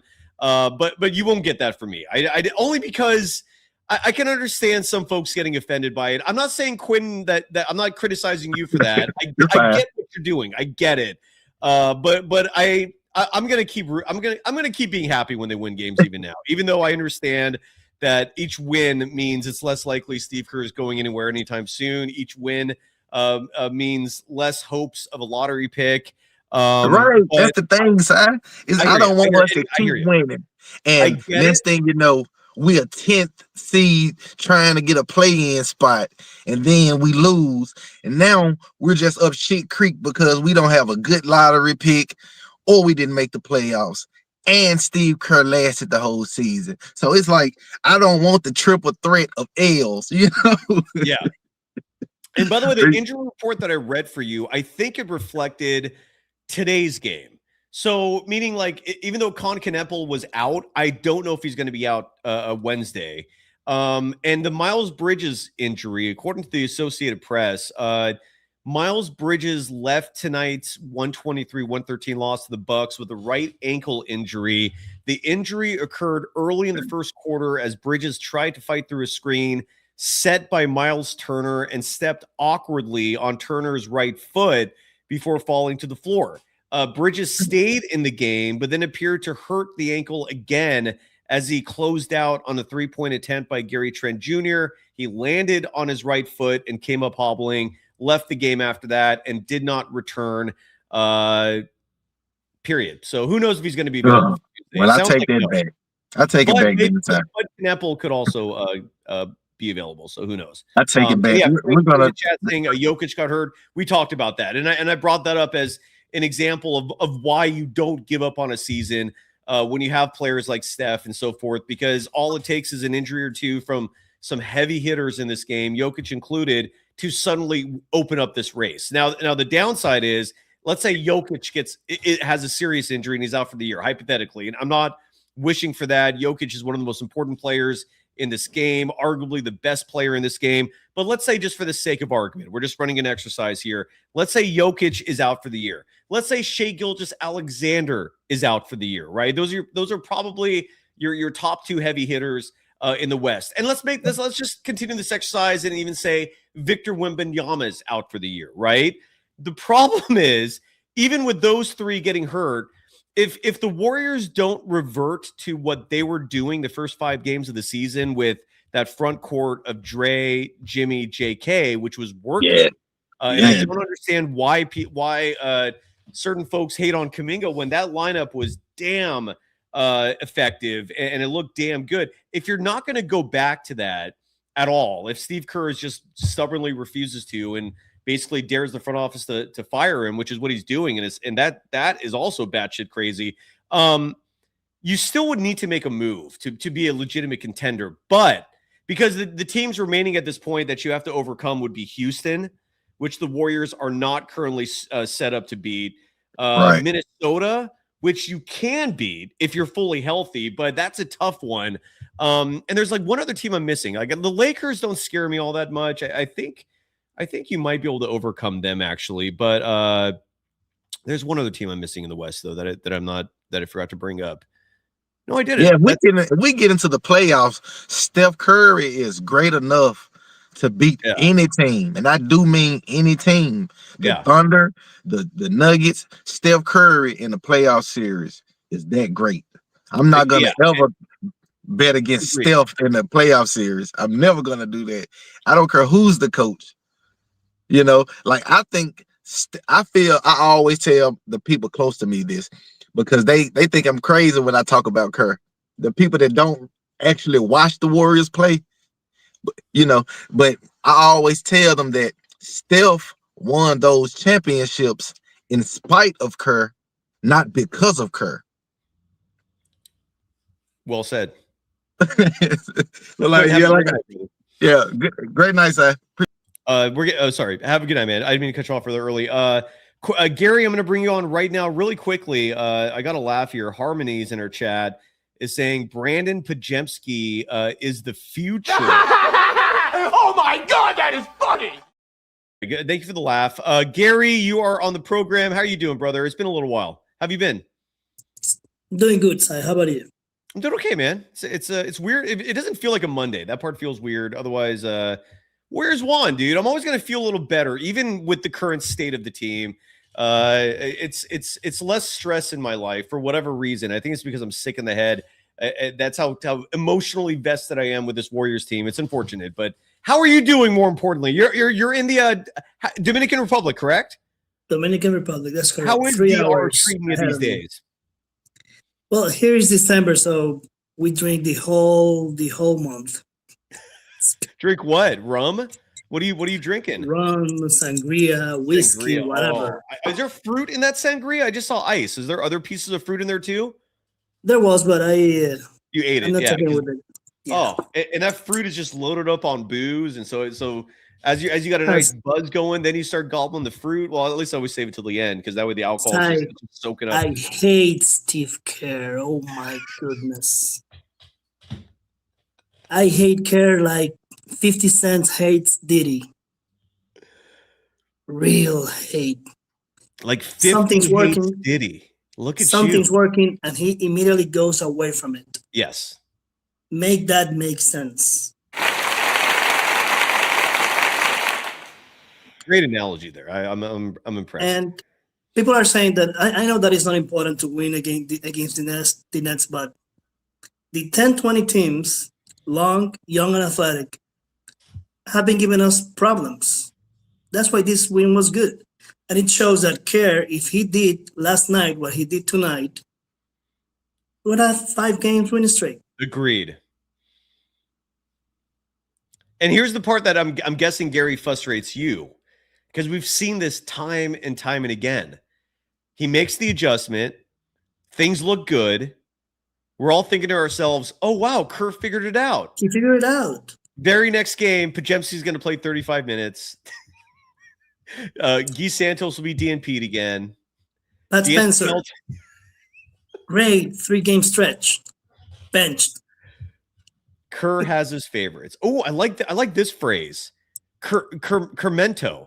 Well, I think this is Kermiento, but there's that movie that came out called Memento. It came out a while ago. I don't know if you folks ever saw that. He forgets about where the guy everything. has to just live the same thing over and over again. Or I'm sorry, his memory erases and he every day, and he has to piece things together. Anyways, yeah, It resets. Kermento, yes. Kerr just forgets. Kerr reminds me of the rich kid that is always looking at the next door kid to see what he has and complaining about what he doesn't have. We have what is needed to win regular season games. But he, with his dumbass rotations, he is losing us these games in the last 5 minutes. Experimenting. Game 27, game 32, still experimenting. He moves away from it. Yeah. It's annoying. It's annoying as shit. I feel you on that. I do. I promise. I feel you. Believe me. It's We are not a championship team, but we are a regular season team to be at least 23-9. Look what Mike is doing with the Knicks right now. Our former coach. Yeah. I would feel again. If Kerr was replaced even with Terry Stotts or Jerry Stackhouse, I feel good. Never mind blessed. Mike Brown, who is missed to this day. Yeah. We would be blessed. And Jimmy is complaining because his camp is complaining because Kuminga is missed. We need Kuminga. Well, and a huge part of it too is I'm guessing Jimmy Butler is exhausted from the workload, from the fact that he's never played the 4 like he is now on a night-by-night basis. It's too much. He's being abused. Being frustrated. He's being abused on a nightly basis by longer, younger, stronger players. He needs Kuminga. Jimmy needs to be playing the 3. Kuminga the 4. I want to see real fast. Go ahead. No. Just while you're with me, I want to. Oh yeah, here we go. Let's hear from Steve Kerr. This was his post-game press conference. Following. Do you mind rolling with me on this? Do you want to be the mumbling clown? Okay, so Gary, you'll be my partner in crime. You'll be my co-host for Steve Kerr's press conference. We'll take some breaks if we need to, but this was immediately following the Warriors, again, beating the Brooklyn Nets 120-107. They improved to 17-16. Brooklyn drops to 10-20. And here is Steve Kerr. This is courtesy, again, of one of my new favorite YouTube accounts, Basketman, who posts all of these press conference clips. Chef's kiss to you. Here he is. The GOAT, Steve Kerr. Hey, Steve. The second unit came in and sort of stabilized things at the end of that first quarter. What was that? Was it just like fresher legs or just like the back-to-back? Yeah, with the back-to-back, we knew we were going to play a lot of people, which we did. I think we had 12 guys play, 10 minutes or more. And we were going to play a lot of zone, which we did early in the game. And they scored almost every time. So we abandoned that. But we were doing everything we could to try to protect our starters' legs after the overtime game last night. This is also the second game of 5-7 stretch. So it was great. That group came in and really got the game right. And from there, it was really fun to watch everybody contribute. Steve, these MVP chants in opposing arenas, you've seen it so much, but does it ever get old? Never gets old coaching Steph Curry. I can tell you that. He's an amazing player, even better person. And I just want to quickly say I hate questions like that. I hate them. It's such a softball just set up to get like a stupid think about the past. My boy. I can't stand this shit. Like, why are you in the media game if all you want to do is just this? It's ridiculous. Kisses. Leader. Kisses. He captivates people all over the world for a reason. It's the beauty of his play and his movement and the fluidity of it all, but also just the person he is. I think I've never met a fan who didn't like Steph. Maybe in Cleveland during the finals.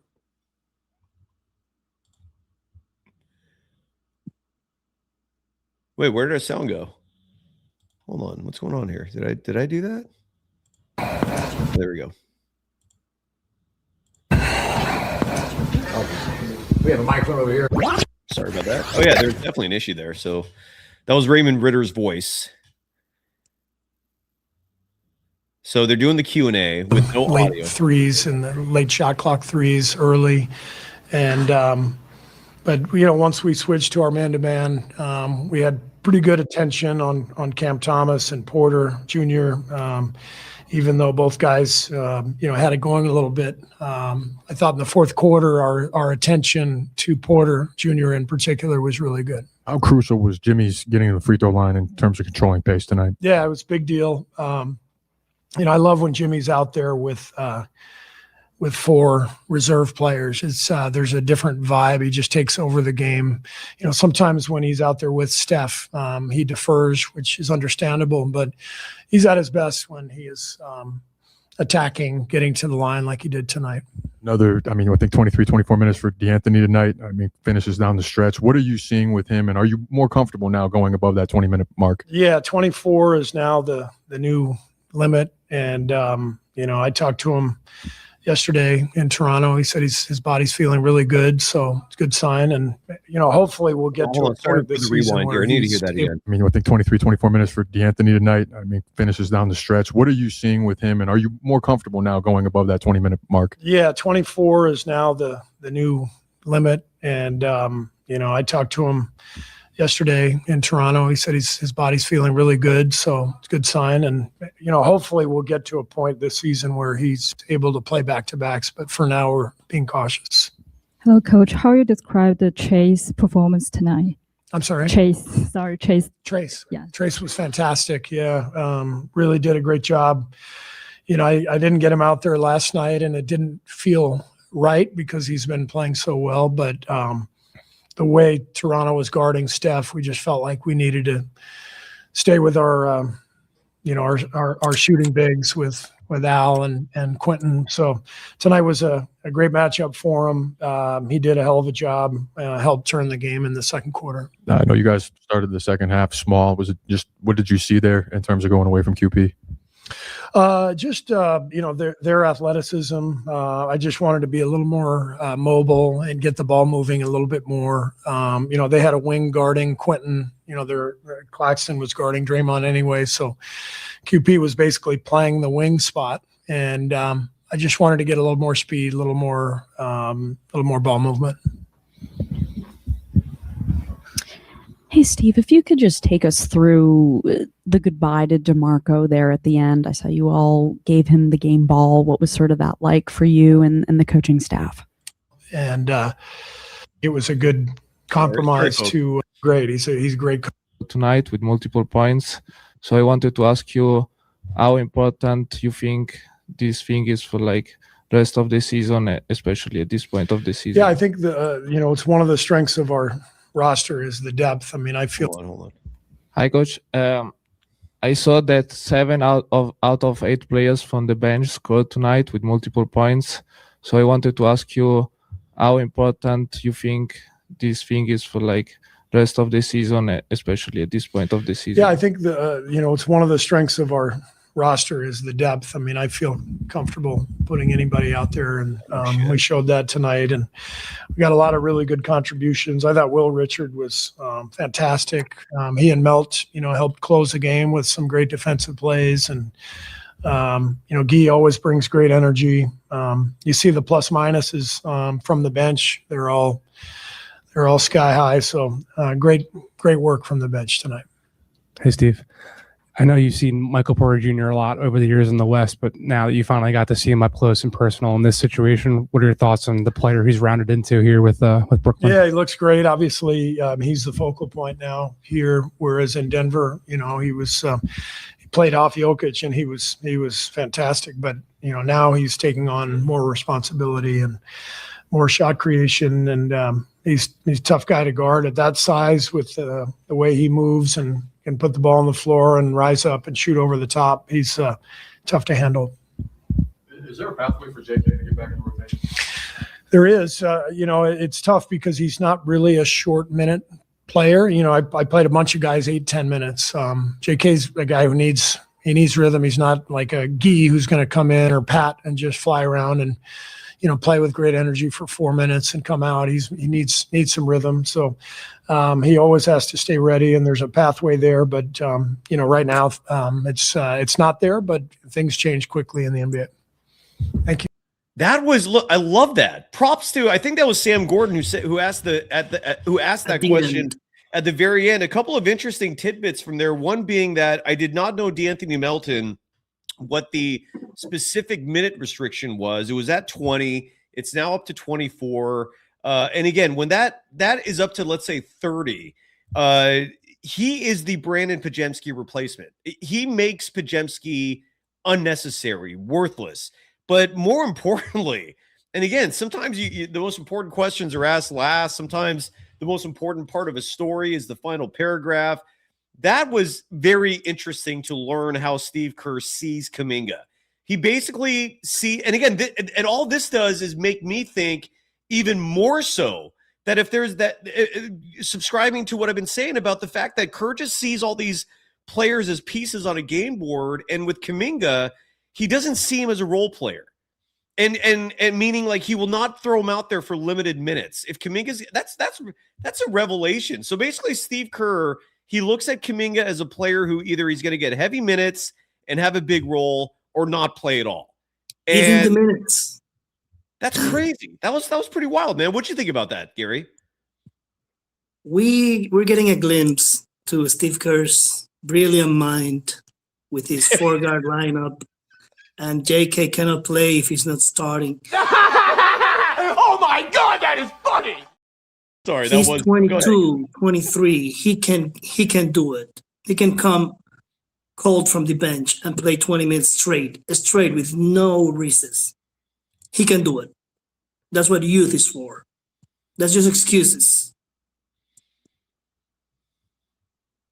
That was crazy. Yeah, that was very interesting. So, and again, for the folks out there who just immediately assume he's going to get traded, I need to see some evidence first. I really wish we heard from Lacob and or Dunleavy at some point. Any final thoughts before? Now we see what someone that has Joe Lacob's ear tells him.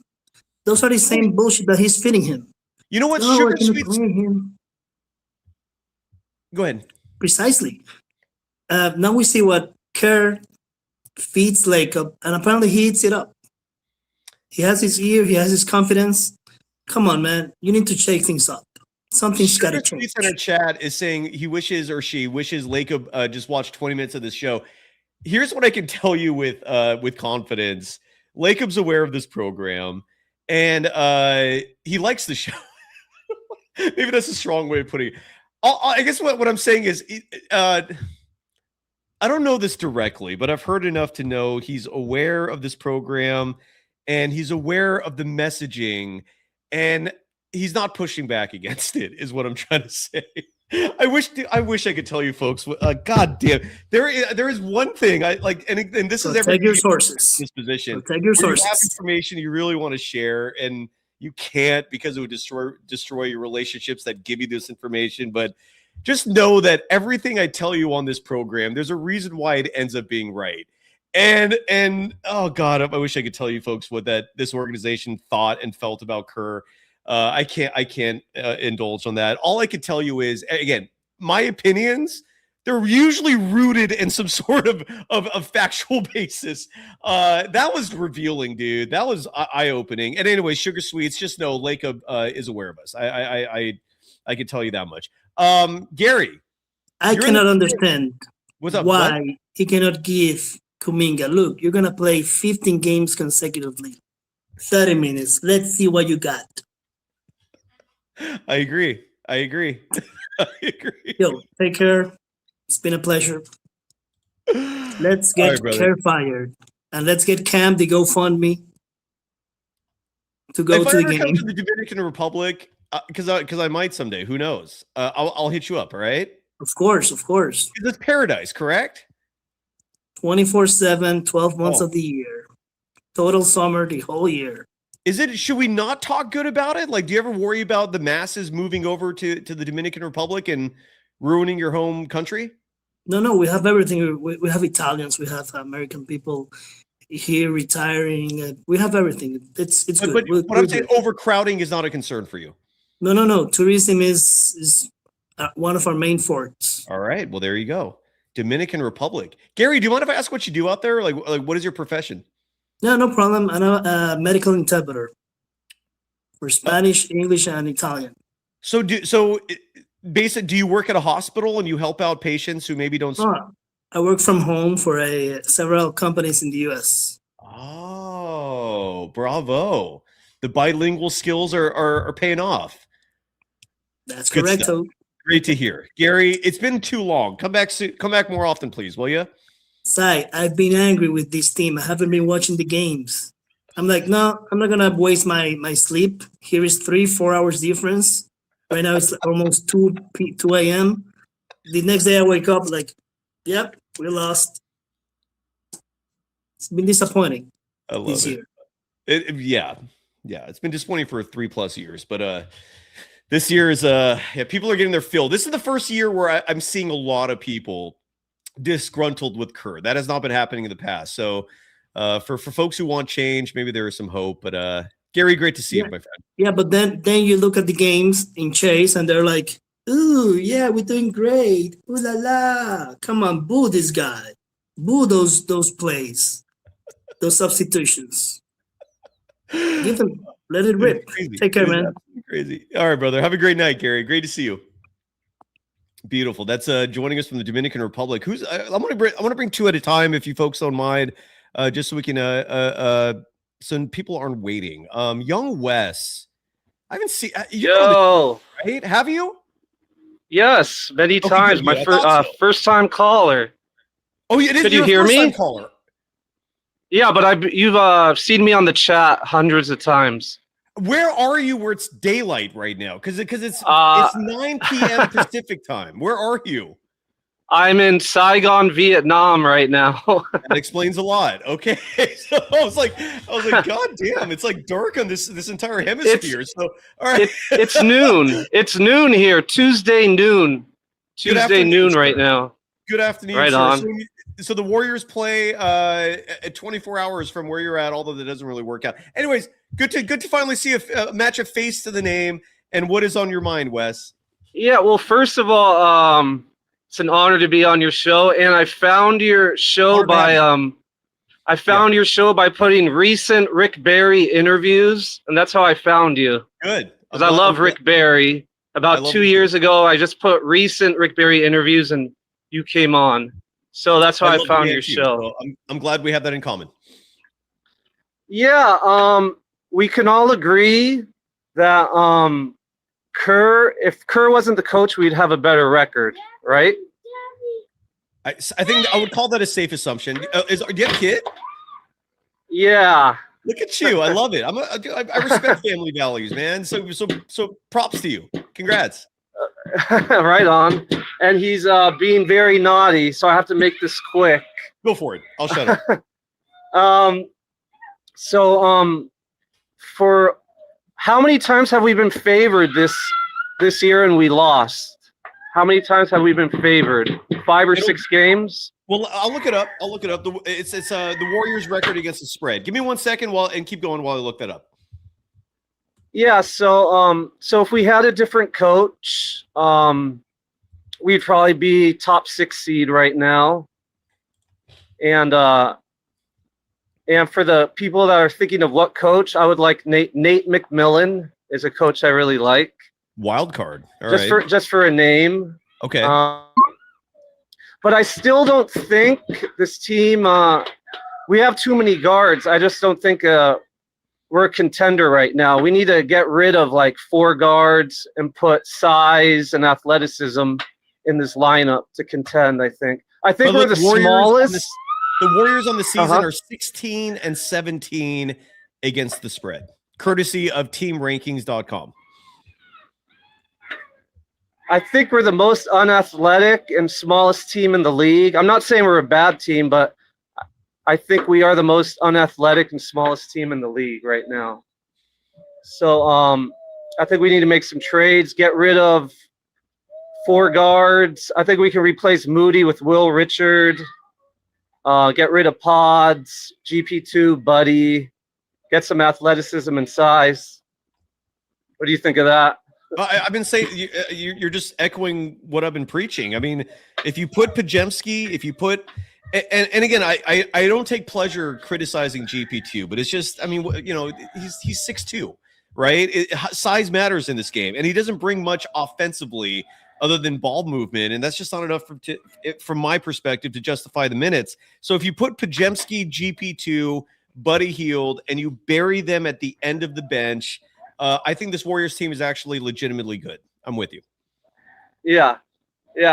And that's why I push back on all the folks who say, why are you blaming Steve Kerr? It's the front office. Well, I guess it's the front office's fault that they couldn't put together a 14-deep team. They could only do 10. But I would have some faith. I would like to have some faith in the coach to know which one of those 10 of the 14 are the good ones who deserve the minutes. And Kerr doesn't roll like that. It's unfortunate. Right.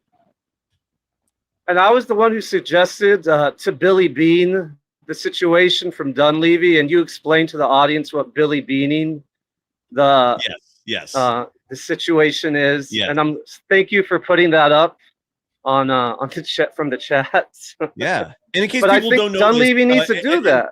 Did you ever read the Michael Lewis book Moneyball? It's a fantastic book. And then Just the saw movie the Moneyball. Yeah, and the movie's awesome too, right? With Brad Pitt and so and Brad Pitt plays Billy Bean, but Billy Beaning someone, in case you don't understand what that means, what the reference is to, it's basically trading away someone who your coach loves, but who clearly should not be playing. And that is the only to me the most valid criticism of the front office is why they brought GP2 back when you knew your Seth Curry was going to also come back. Like, and you know that Steve Kerr loves playing GP2 over almost everyone else. He was the sixth man off the bench again tonight. Why did you re-sign him? I did not understand that. Like, he should have been Billy Bean.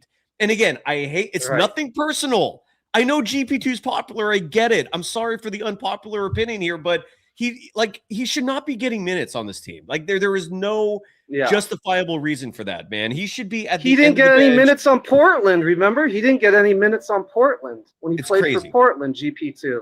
It's crazy, man. It's crazy. One more thing, Cy. Yeah.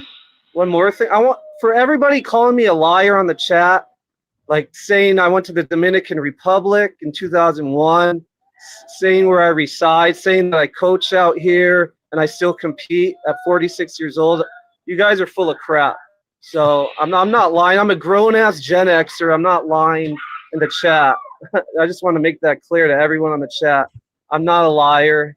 I'm not bullshitting about coaching and teaching English in Vietnam. I wasn't lying about – I said I went to the Dominican Republic in 2001. People are like, that's false. Young West, that's false. That's a lie. Like, I don't get some of these people in the chat that just talk crap like that. But it's all good. Yeah. I love the Warriors. We all have that in common. Yeah, I feel you on that, man. I feel you.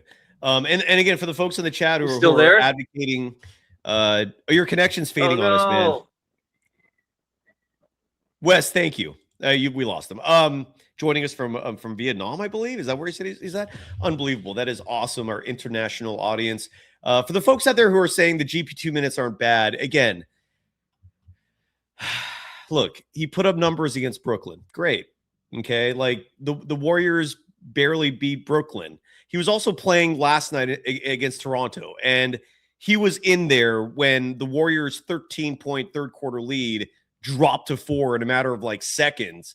It was because Pajemski and GP2 were out there, and Pajemski is limited. GP2 is small. There are better players to give minutes to. Okay, there are only 5 players who can get minutes at a time on this 15-man roster. There are better players to put out there than GP2.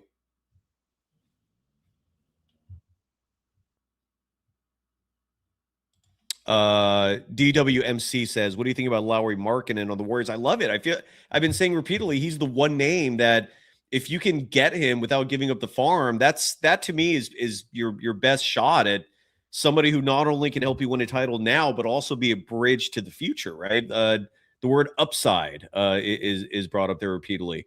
Acknowledge Me Now saying GP2 could guard point guards off the bench. So can DeAnthony Melton. So can Will Richard. So can Moses Moody. There are better players on this team. GP2 does not space the floor at all either. He's also not an elite ball handler. He's not an elite shooter. He's a good passer, but that's the only offensive skill set of his that you can comfortably say is elite, and that's just not enough to be giving minutes to. I'm sorry. We can agree to disagree otherwise. And Mr. Silax is saying GP2 can jump out the building, yo. So can Kuminga. I'd rather have the 6'7" dude than the 6'2" guy. Just me. Sorry again for the unpopular opinion. Alan Day, welcome to the program. How you doing? Peace, Si. How you doing? Thanks all for right, man. How getting about me you? on as always. I'm good. I'm good. Shout out to what's your guy? Was it Gary that was in Dominican Republic? Mm-hmm. Man, you know what? That's how I have to watch the Warriors games. I need a drink in hand. I need a little buzz watching them. You know, your first guy who was rooting for the losses. Now, while I don't agree with that, I will say that there's losses even during wins. And if, you know, we know the Warriors, we know Steph Curry, we've been watching this team for a very long time. You know, that's a game where you need to get Steph Curry out in about 2.5, 3 quarters. The fact that he had to play all 4 quarters in that game, that's a loss. Because in the grand scheme of things, Steph Curry, like it or not, he's extremely fragile.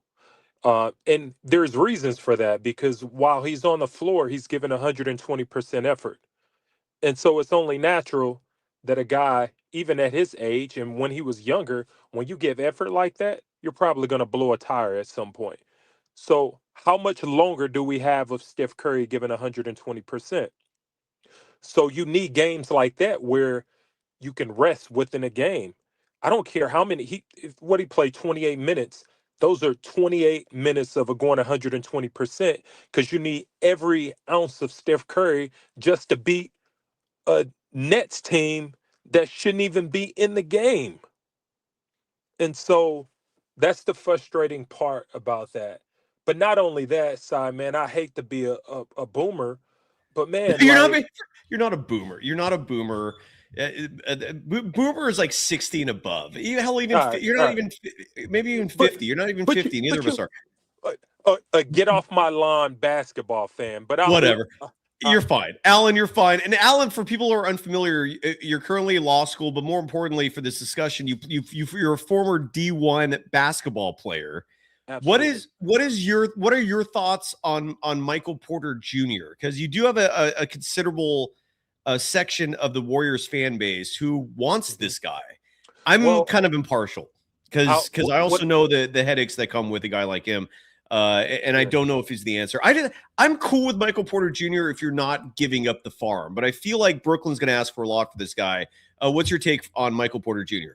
Okay, I mentioned this the last time I called. Like, I've been watching him since he was a kid. We're both from the Midwest.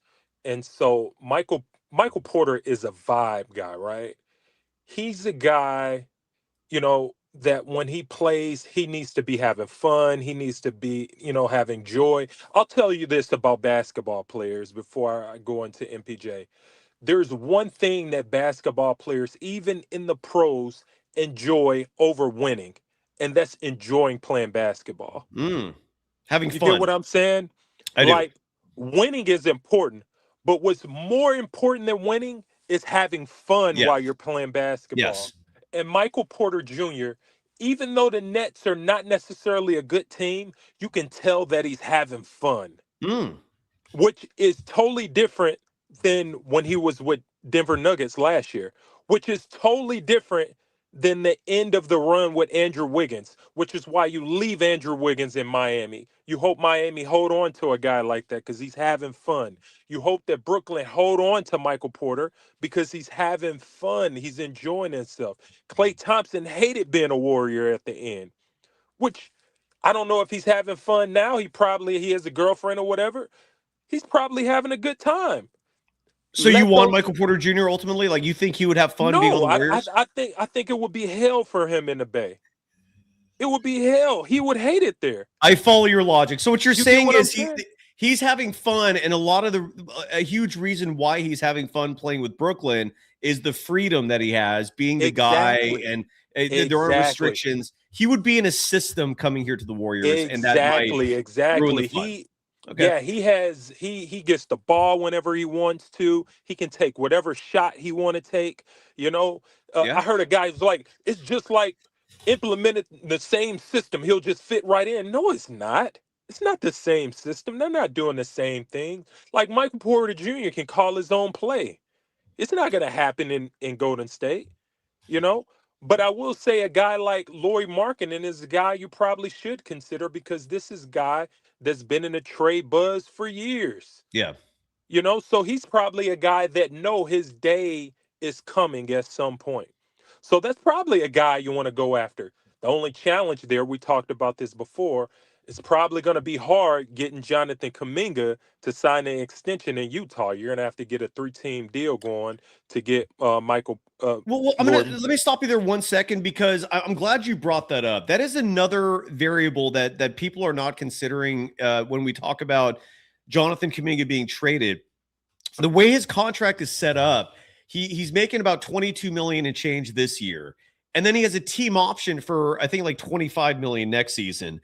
And whatever team he gets traded to, if he doesn't want to sign an extension, now, granted, I don't think that's going to be an issue. I think Kuminga, wherever he goes, if they're all going to offer him like a 5-year, big dollar extension, he'd probably take it. But no guarantees of that, right? Mm-hmm.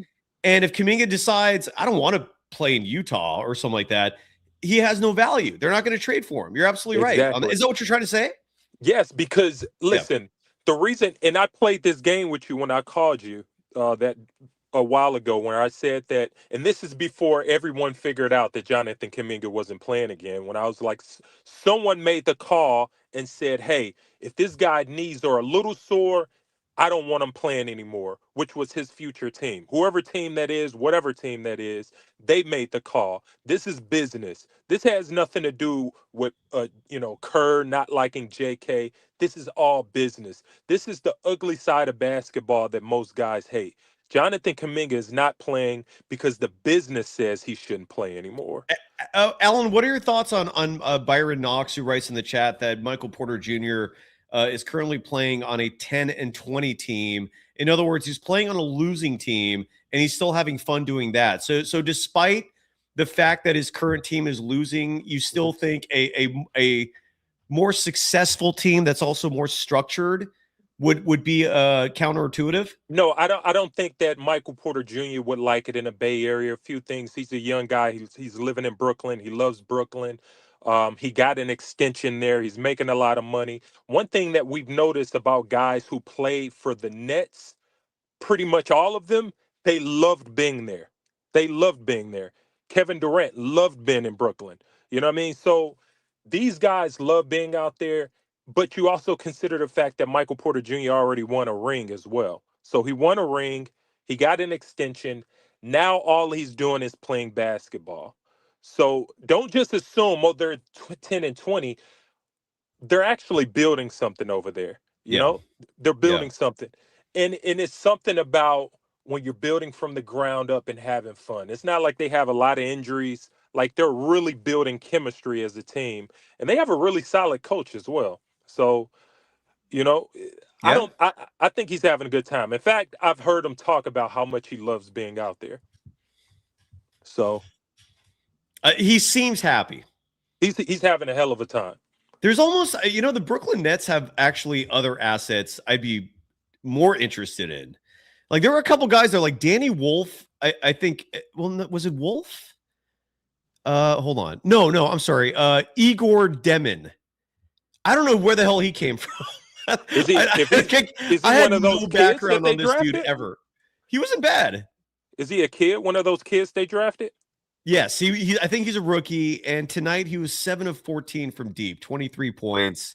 Yeah, There's a few pieces on that team that like Nick Claxton, seeing him. I think tonight was incredibly his first game ever against the Golden State Warriors, and dude was draining threes. Right? Wait. No, Well, I it says don't here think he Nick has 0 Claxton was 3-point draining attempts. threes. Was it Noah Clowney who was hitting threes? Maybe I was thinking of Clowney. My Hey, apologies on that.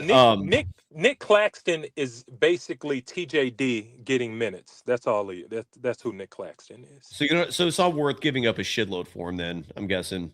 Well, I mean, go ahead and get Nick Claxton. He's going to be sitting next to whoever sit on a bench quite often because the All right, that's excuse is fair. going to be like, "Oh, he doesn't fit the system" or whatever you may say. So Yeah, I was thinking of. I don't. It wasn't Nick Claxton had 0 3-point attempts. It was. I think it was Noah Clowney. I kept noticing bringing those up, but Igor Demon, wherever the hell you came from, bravo. Yeah. Nick Claxton reminds me of what was it? What was that kid who played for the Warriors? Is it Marquise? Was it? I forgot his name. But You mean the guy from the first championship or the first era? No, not the first era. He was there. Oh, in 2020. Was it Mark something like that? It was no. What was that guy's name? Something Chris. Yeah, Chris. He kind of reminded me of What was Chris. his full name though? I forgot. Yeah. Someone remind us in the chat, but I forgot all about that dude. Yeah, I think he was part of that trade with all those guys that went to Minnesota or something like that. But interesting. By the way, something I just noticed from the box score tonight. The Warriors clearly won this game because of the bench. Case in point, I mentioned this earlier, and I'll bring it up again. When you look at net rating, and especially collectively, right? Like D'Anthony Melton plus 26, Will Richard plus 22, Trace Jackson Davis plus 10, Guy Santos plus 10. But then you look at the Brooklyn's bench, excuse me, Cam Thomas, minus 21, Danny Wolf, minus 15, Deron Sharp, minus 14, Nolan Traore, I don't even know how you pronounce his name, minus 21, Drake Powell, minus 19. Every Brooklyn Nets starter was in the positive.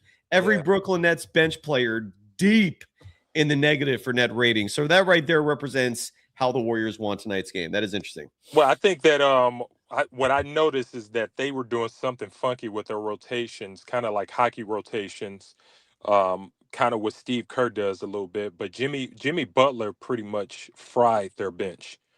You know, Jimmy Butler really took advantage of those guys, and I'm pretty sure that's why their net rating is bad, because he really went after them. I want to say Jimmy Butler may have did like a 12-0 run by himself, you know, and that pretty much, you know, that was the game. If he didn't have that run on his own, the Warriors are probably not going to win that game.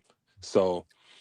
And Riz Up is saying he'd rather have a Robert Williams over Nick Claxton. I feel you on that. Yeah, look, I think Alan, you nailed it. Trace Jackson Davis is fine. I don't see this team making a giving up assets to have someone who is maybe like just a slight level above Trace Jackson Davis. I don't see it.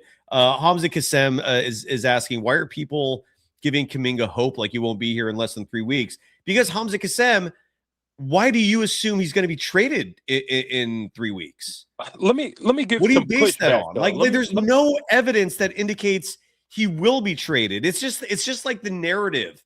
Like, don't pretend narratives represent reality. Yes, the narrative is he's gone because Steve Kerr won't play him, but the reality is very complicated. Chief and point, the owner of the team loves him. The owner of the team wants him playing. And the owner of the team might be looking at the Steve Kerr era and seeing the candle about to burn out on that shit. And so maybe he sees whoever the next coach is as someone who will play Kuminga and change things up. Don't assume he's gone, is what I'm saying. He might be. But I would ask you to like chill on the hope of him being traded. If you have if you're of the belief that Kuminga's gone, and I really it really is sad if like you're hoping for that, other than wishing for the best for Kuminga in terms of him being free and getting a chance somewhere else. There is zero guarantees of that. None. Maybe you know something that we don't know, which is cool. But here's the thing, Si. No, I don't. But Alan, what do you or anyone else know that I don't? Well, here's the thing. So the revelation that we just heard from Steve Kerr where he all of a sudden out of nowhere, which is a big contradiction of the last 4 or 5 years, where he says that, well, I see Jonathan Kuminga as a high usage, high minute guy versus a few minute guy. Like, where did that come from? Like, that is totally different than how you've been using him over the last 4 years with 1 minute, 2 minute stints here and there, and then he only plays 10 minutes. In fact, the last time we saw Jonathan Kuminga, he probably played 10 minutes in 4 minute spurts. So now all of a sudden, now you're like, okay, I see him as a rhythm guy that needs the ball in his hands and he needs 20 plus minutes. Like, it took you 4 years to figure that out, or Well, and someone again, just wrote a letter to your desk saying, hey, this is what's going to happen. well, and again, Harmony's bringing up the fact that we all, a lot of people thought he was going to be traded in the offseason. If the DNPs actually mean something, then what about the DNPs at the end of last season and the Houston series? Like, Steve Kerr is, what I'm trying to tell people is Steve Kerr is not the GM of this team. And what Steve Kerr, first of all, Steve Kerr has no vision, but whatever you'd call his vision for this team, it clashes with the front office night and day. Two entirely different viewpoints of where this team should and is going. So just because Steve Kerr's doing it, like, I am not jumping to a conclusion that, oh, that means he's gone. Because again, we saw those DNPs at the end of last year and the Houston series, and we saw 3 months a holdout, and we saw the Warriors give this kid over $20 million for 2 years. I'm just saying, don't assume shit. Sorry, He might be traded, but he might not. I have a question. So he should have been traded in the offseason. Cool. Do you believe the likelihood of the Warriors declining a trade with the Kings and the Suns were because they didn't like the trade offers, or they didn't want him in the Western Conference? I think no. It's a third option, Alan. I don't think they wanted to trade him, period. Joe, do you folks forget that Valkyrie's home opener when Lacob and Kuminga were sitting courtside together? Are we forgetting all that? Like, Joe Lacob likes this kid. He likes him. Fine. But Joe Lacob, he needs to put his sack on the table and stand up for himself, because you don't know, like, maybe I believe Jonathan Kuminga is an all-star. I think he's a star. So how much mental destruction are you going to do until you decide, hey, let me go ahead and let this guy play? Because eventually you may zap everything you have out of him. Hopefully you didn't. Hopefully he's a strong-willed kid, which I think he is. But eventually, what do you think is going to happen when all of this is over with? Steve Kerr, this is probably the end of his run. He's probably done after this season. So, I mean, I guess the message to Jonathan Kuminga is to wait until Kerr is gone. What's going on here? And yes, my guess is one of the options that could be very real is Lacob is playing a waiting game with Steve Kerr to let this season expire, so that he doesn't upset too many fans by making a move that they would deem drastic, because you still have a shitload of people who are, again, casual enough observers to believe that Kerr played a huge part in those 4 championships. There are a lot of people who think like that, even if it's utterly wrong. And what Joe Lacob as a businessman doesn't want to do is offend all those people.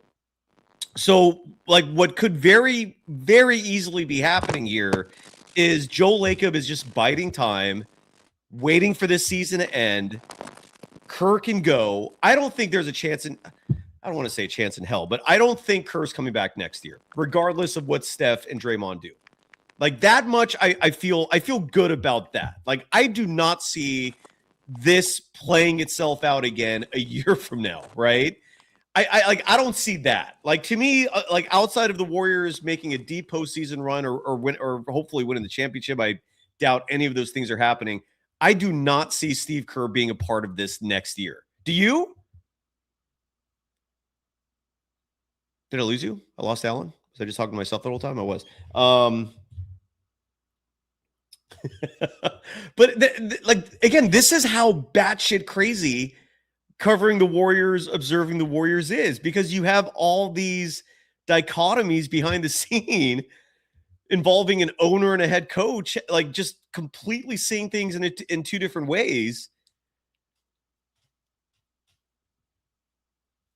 And Hamza Kassem is saying, so you basically saying Kuminga will be on the bench for an entire season until Kerr's gone? Maybe. Happened last year. Happened 2 years ago. What's any different this year? What's the difference of this year? Why is this year any different?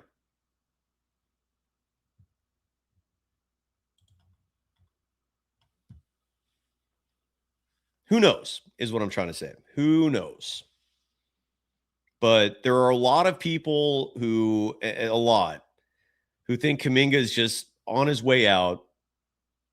And I'm sitting here telling you with a straight face, who the F knows? There is a very strong possibility he's still a part of this team. And it's also why I think if there's going to be a move, it would be the Jimmy Butler for Anthony Davis trade or something comparable to that. Lacob loves Anthony Davis.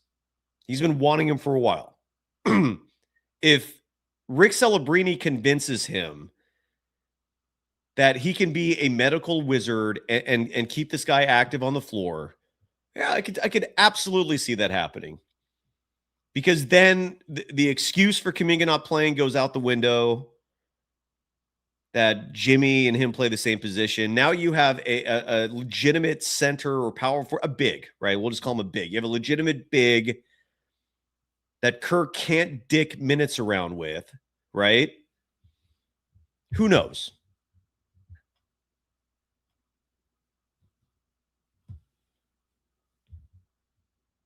No, Young West, never apologize for a child crying in the background of a call. You're good, I promise. And thanks, nice meeting you on the show. Yeah, Chef 77 saying it's a literal headache. Absolutely right. It's exhausting covering this team, man. It's a real job, I promise you.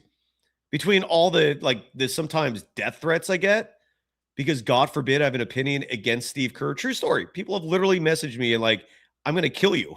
Like, I'm only laughing at it because of how crazy it is. It's maddening. Okay. It feels like a job covering this team because of all the insanely complex dynamics who are in charge and who have power. This whole thing's maddening. And I don't know what's going to happen with Kuminga. I don't know what's going to happen with Jimmy. I don't know what's going to happen with Steve.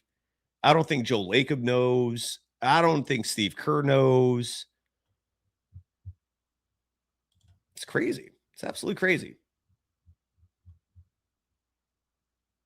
A couple people in the chat saying the Warriors are not moving Jimmy. How do you know that? What are you basing that on? Your opinion? Okay. I mean,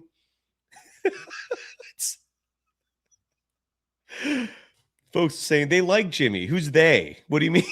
Like, they liked Wiggins too. They liked Looney too. It's a business. Slash, and then, well, actually, no, Slash will be last, all right? Only because I want a safe bet for our final guest tonight. Tim of the City. You're new to the show. Welcome. How are you doing? I'm doing okay. Can you hear me? I hear you loud and clear. Yeah, what's on your mind? Okay, so I want to just follow me. I have a little bit of a conspiracy theory. I'm listening. And it involves Curry. So we know, did you hear there's going to be a meeting between Lacob and Curry in January to discuss yes, we reported that trading on the show, draft yes. picks? Okay, yes, and the meeting is going to supposedly involve future draft picks after the Stephen Curry era, meaning these are picks that the team was saving for the post-Stephen Curry era of the Golden State Warriors. Yes. So who do you think is pushing for those draft picks to be moved? I don't know if anyone's pushing for it. I think this is more Joe looking at the record and thinking, how can we salvage this season?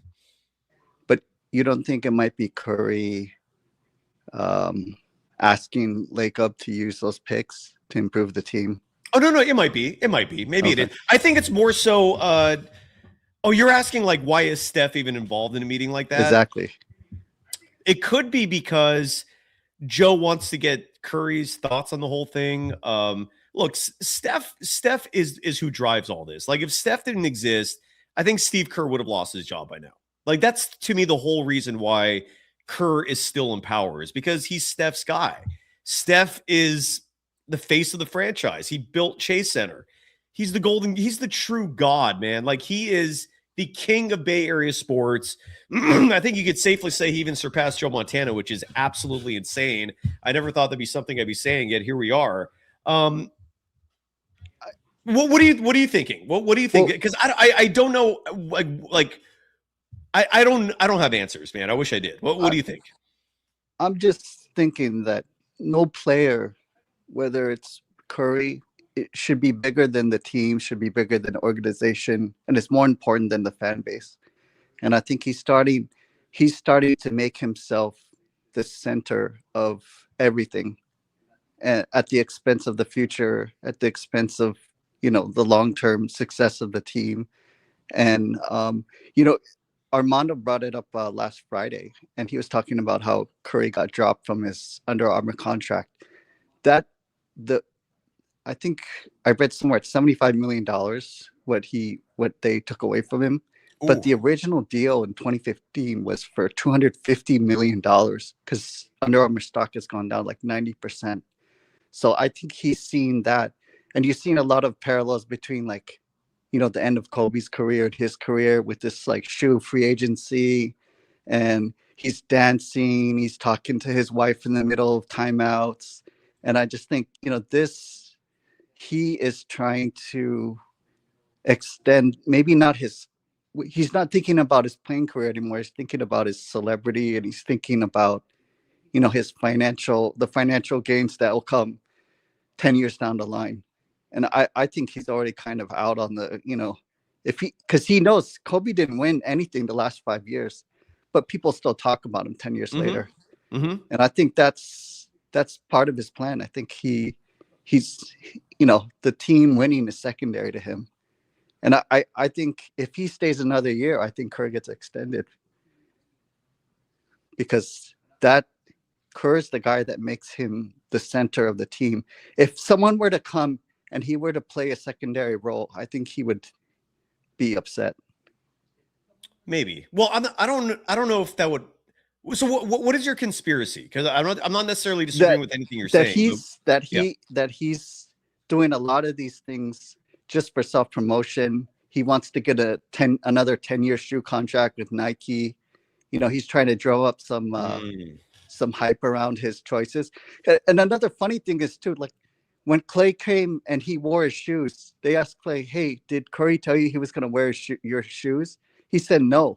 So he's doing all this, without any, it's not like a friendly kind of playful thing. It's very calculated, I think. Okay, yeah. I mean, I might have killed your show, but no. You're fine. I'm just listening. I feel like you're making a lot of salient points. I have no clue what Steph's future holds. If I had to predict myself, I think he retires next year. I think next year is the final year. He hasn't signed any new extensions, right? So his contract ends at the end of next season. I've had sources who are very close to Steph. And I mentioned one of those a year ago when he told me, and I told the audience that his prediction, my source's prediction, is that Steph will retire when the contract ends, largely because, look, I've never gotten an inkling from Steph that he's greedy. So what I mean by that is, I don't think Steph's hurting for money. I don't know if if financial pursuits are necessarily at the top of his list. I just think I personally think he's just going to retire after next year, and then he's going to focus on his family, media ventures. But he loves his 4 kids, man, and it wouldn't surprise me if that becomes his focus. That was largely Kobe's focus when he retired, right? Yeah, was the kids. I hope you're right. I want to believe, in the best of people, and that he has the best of intentions, and that he cares about the fan base and the organization. And I hope you're right, but just the last few months, ever since Under Armour dropped him, I just felt like he's gotten more interested in self-promotion. He went on LeBron's podcast. I don't know if he would have done that anyways, but I personally look, and this is just me, Tim, and maybe I'm just giving you what my perspective is. I have not seen any abnormal changes to Steph's schedule in terms of doing more or less interviews. Nothing seems different to me, except the only thing that looks different about Steph to me in 2025 going on 2026 is he looks exacerbated at the end of every game. There are a lot of nights where he's showing his age. He looks exhausted at the end of games. I don't know if he has the desire to keep doing this. You know what I'm saying? I think he's a content man. That would be my guess, is that Steph is someone who's grounded. He's one of the very few people out there who when I express the adage, never meet your heroes, he's an exception. He's a damn good dude. I've never got an impression from him that he has nefarious intentions or he has separate agendas. He's just all about good vibes and having fun.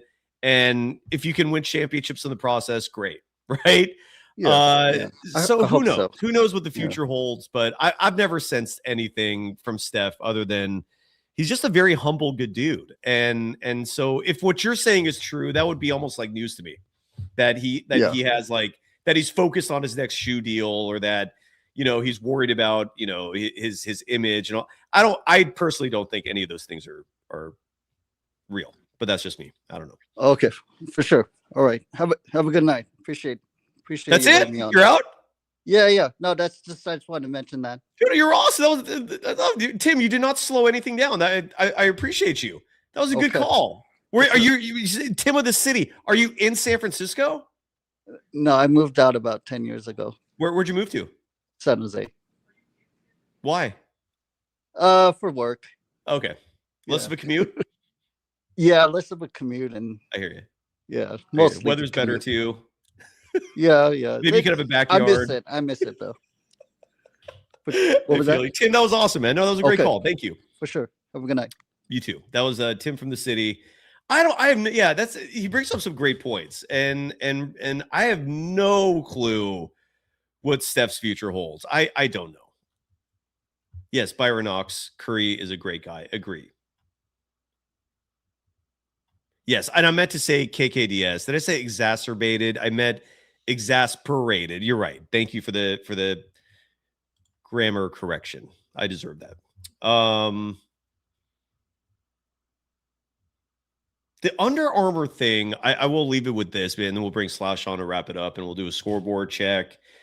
From everything I've learned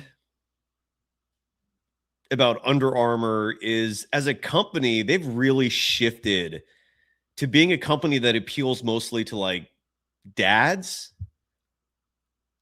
right? Like suburban, outdoorsy boomer dads. And I don't know why that happened, but if your primary, and again, the CEO might have something to do with it. I've heard some weird, funky things about him in terms of his ideological beliefs, and it sure sounded like the CEO and Steph are two people who live very different lifestyles, and maybe this split partly reflects that. But and yes, Chef, I wholeheartedly agree with you. Chef 77 that is writing that Stephen Curry is aging gracefully compared to other NBA players once they hit 35 on up. 100, dude, he's still, at least offensively, he's still at the peak of his powers, man. It's just there are nights where he looks just tired, man. Exasperated. My bad on that, sorry. But the Under Armour thing, that's the vibe I got, is that Steph is only one man, and one man alone could not sustain that entire company. And they appeal to a bunch of, again, just dads and not Steph's traditional crowd. So, and it would not surprise me if Nike rolls out the carpet for him and says, even if you retire a year from now, you're going to get shoes for the rest of your life. Kobe, I think, had a similar deal. LeBron will have a similar deal. Michael Jordan is the poster child of a deal like that. Mitchell Ness in the chat saying that Steph would have made $1 billion if he signed with Nike. Yeah, but the good news for Steph is I think he's still, if he's not a billionaire already, he's close. So he's fine. He's fine financially. I have zero concern about Steph and finances. The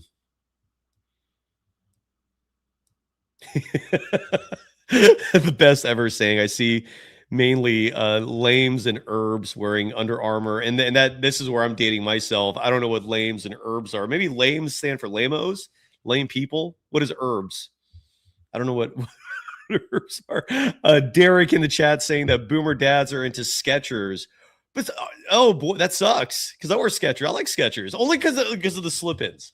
I was a Nike guy my whole life, and then about 5 years ago, the Skechers slip-ons just won me over. And I'm sure Nike makes stuff like that. I should probably check it out. But nowadays, man, because I don't play basketball anymore, when I wore basketball, it was always high tops, always Nikes. It blows me away how many basketball players wear low tops. Like, that's insane. Like, I wore high tops because it actually supports your ankles. And when I was 5 years old, I had reconstructive surgery on both my ankles. So, I always had to be aware of that part of my body, and high tops provide that protection. It's kind of crazy. Jeff Riggenbach adding that Kuminga made another $274,000 tonight. That's how much he makes per game, approximately. Berto saying Steph is a legend in all caps, still playing basketball. Agreed. You will never hear Steph slander from me, sir.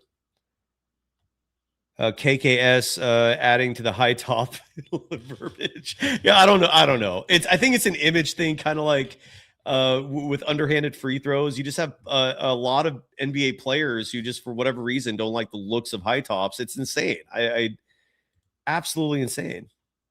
Hamza Kassem saying, do you see the Warriors making a playoff push if they don't make a big trade? No. Play in, not playoff.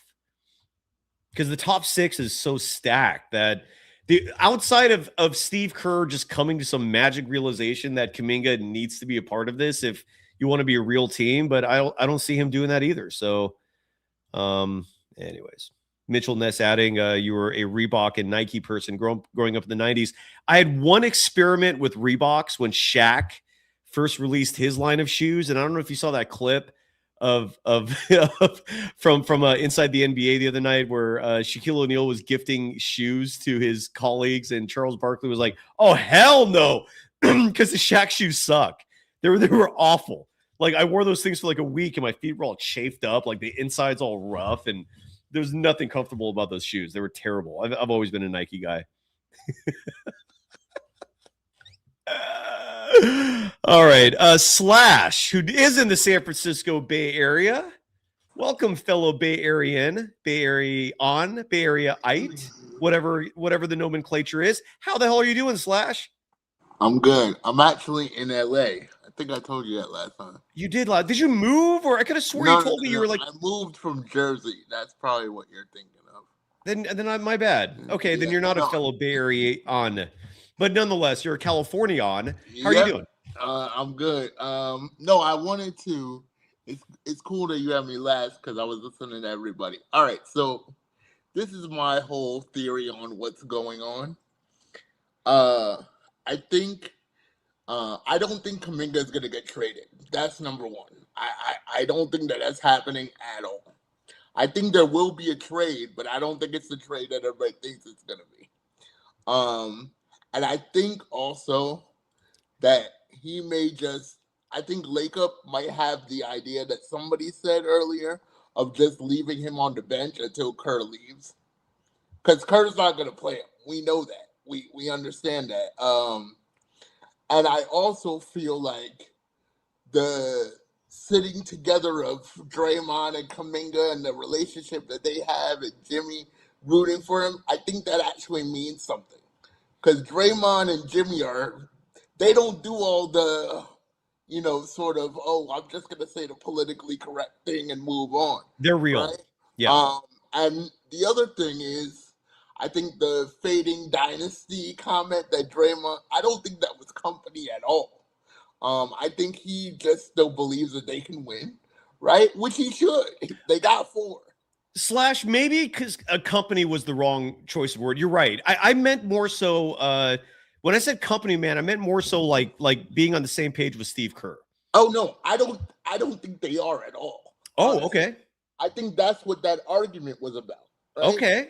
I know everybody wants to say it's a business, but I think you've been with this organization for so many years, things do get personal, right? And that argument, plus the email, plus some of the other things that we've seen and heard, I think there's something really going on in the organization that we just don't know about.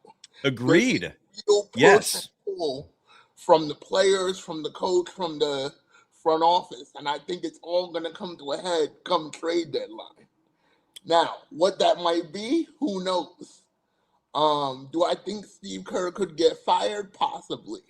But I think that there is, and I also feel like we're in a position right now, just record-wise and field-wise, where every win is important, right? Yeah. I know it's the Nets. I know it's not a big deal, but we're actually in a position now where we need every single win. It doesn't matter if it's a good team, bad team, whatever the case may be. Agreed.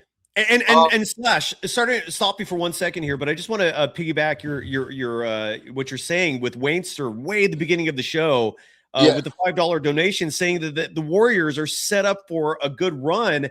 And here's what I'm going to say about Steve, and this is just my opinion. I'd love to know what you think about this. So the Warriors right now, every win counts. You're absolutely right. They're currently 17-16, fighting for their play-in lives, let alone trying to make the playoffs. In case you need some perspective on where the Warriors are in the standings, the Warriors are currently 4 games behind Minnesota in the loss column, but they're also just 5 games ahead of the Mavericks and the Clippers, who are the 12 and 13 seeds. So they can go in either direction at this point. It's entirely up in the air. And I bring up the Wainster comment because Steve Kerr, I do think to a certain extent, is fighting for his job. And what I mean by that is if they had lost tonight or they go on this stretch of games here where they're playing, I think, 10 of their next 11 at home, 11 straight in the state of California. A lot of these home games should be easy wins. If by some chance the Warriors come out of that stretch below 500, I could see Kerr getting fired. I could. Yeah. Like, that is such a bad look. Yeah. I could see some major change happening in a scenario like that. But this Warriors team is just good enough to beat the bad teams that they're probably going to come out of this stretch looking okay. Kerr is just saving his job at this point. I feel like that's what he's doing. He's just doing enough to save his job, and then this offseason, we're going to see some changes. And I also, because the last person that was on said something about Curry and why is he getting involved and all this other stuff. This is Curry's, like it's his franchise, like, to a certain degree, right? I'm not saying fully not an owner, but it's... But I follow. Yeah. And I think he even understands, like, yo, if I want another one, I can't be the Steph Curry that was kind of passive, and no, I gotta actually get in the weeds here and say no, because they'll do anything. If he calls tomorrow and says fire Kerr, that's what they're going to do. Oh, well, I can say this safely. / Joe Lacob would love almost nothing more than a call like that. Oh no, that's what I'm saying. I think a lot of the breadcrumbs of what's going on in the organization are not basketball related. Some of the comments, some of the fights, some of the just tension, the email. Like, I think this is actually, I think the organization is in a weird crisis and they kind of don't know where to go. Fair. And going back to what Tim was saying about that meeting that is allegedly going to be coming up soon with Lacob and Stephen Curry, maybe Steph tells Joe, I need help. Maybe he tells him that. I'd love to be a fly in the wall of that meeting. That's for sure. Going back to your Steph looks tired comment, that's why he dropped close to 40 the other night. Yeah. Like he's dropping incredible numbers. Yeah. And they're not winning. Yeah. And I think for him, that's a no-go. I'll drop the 40, but it has to result in a win. By the way, Jeff Rickenbach in our chat bringing up Kendrick Perkins, who I don't always agree with. I think he says some things sometimes that are kind of crazy, but Kendrick Perkins is coming out publicly saying what Kerr is doing is just flat out wrong. Oh, yeah. Perkins is defending. Here, I'll even find the exact tweet so I can show it to everybody and get it right word for word. But he is correct that Kendrick Perkins, one of the rare media members actually criticizing Kerr, because Steve Kerr has befriended almost everybody in this industry. Here's a tweet right here. Here, let me zoom in and I'll show the audience on YouTube, and I will articulate this for the podcast audience as I'm spraying it while talking. Forgive me for that. Here is Kendrick Perkins. He tweeted this. He also threaded this. It's on both platforms, writing, quote, "The Warriors are broken.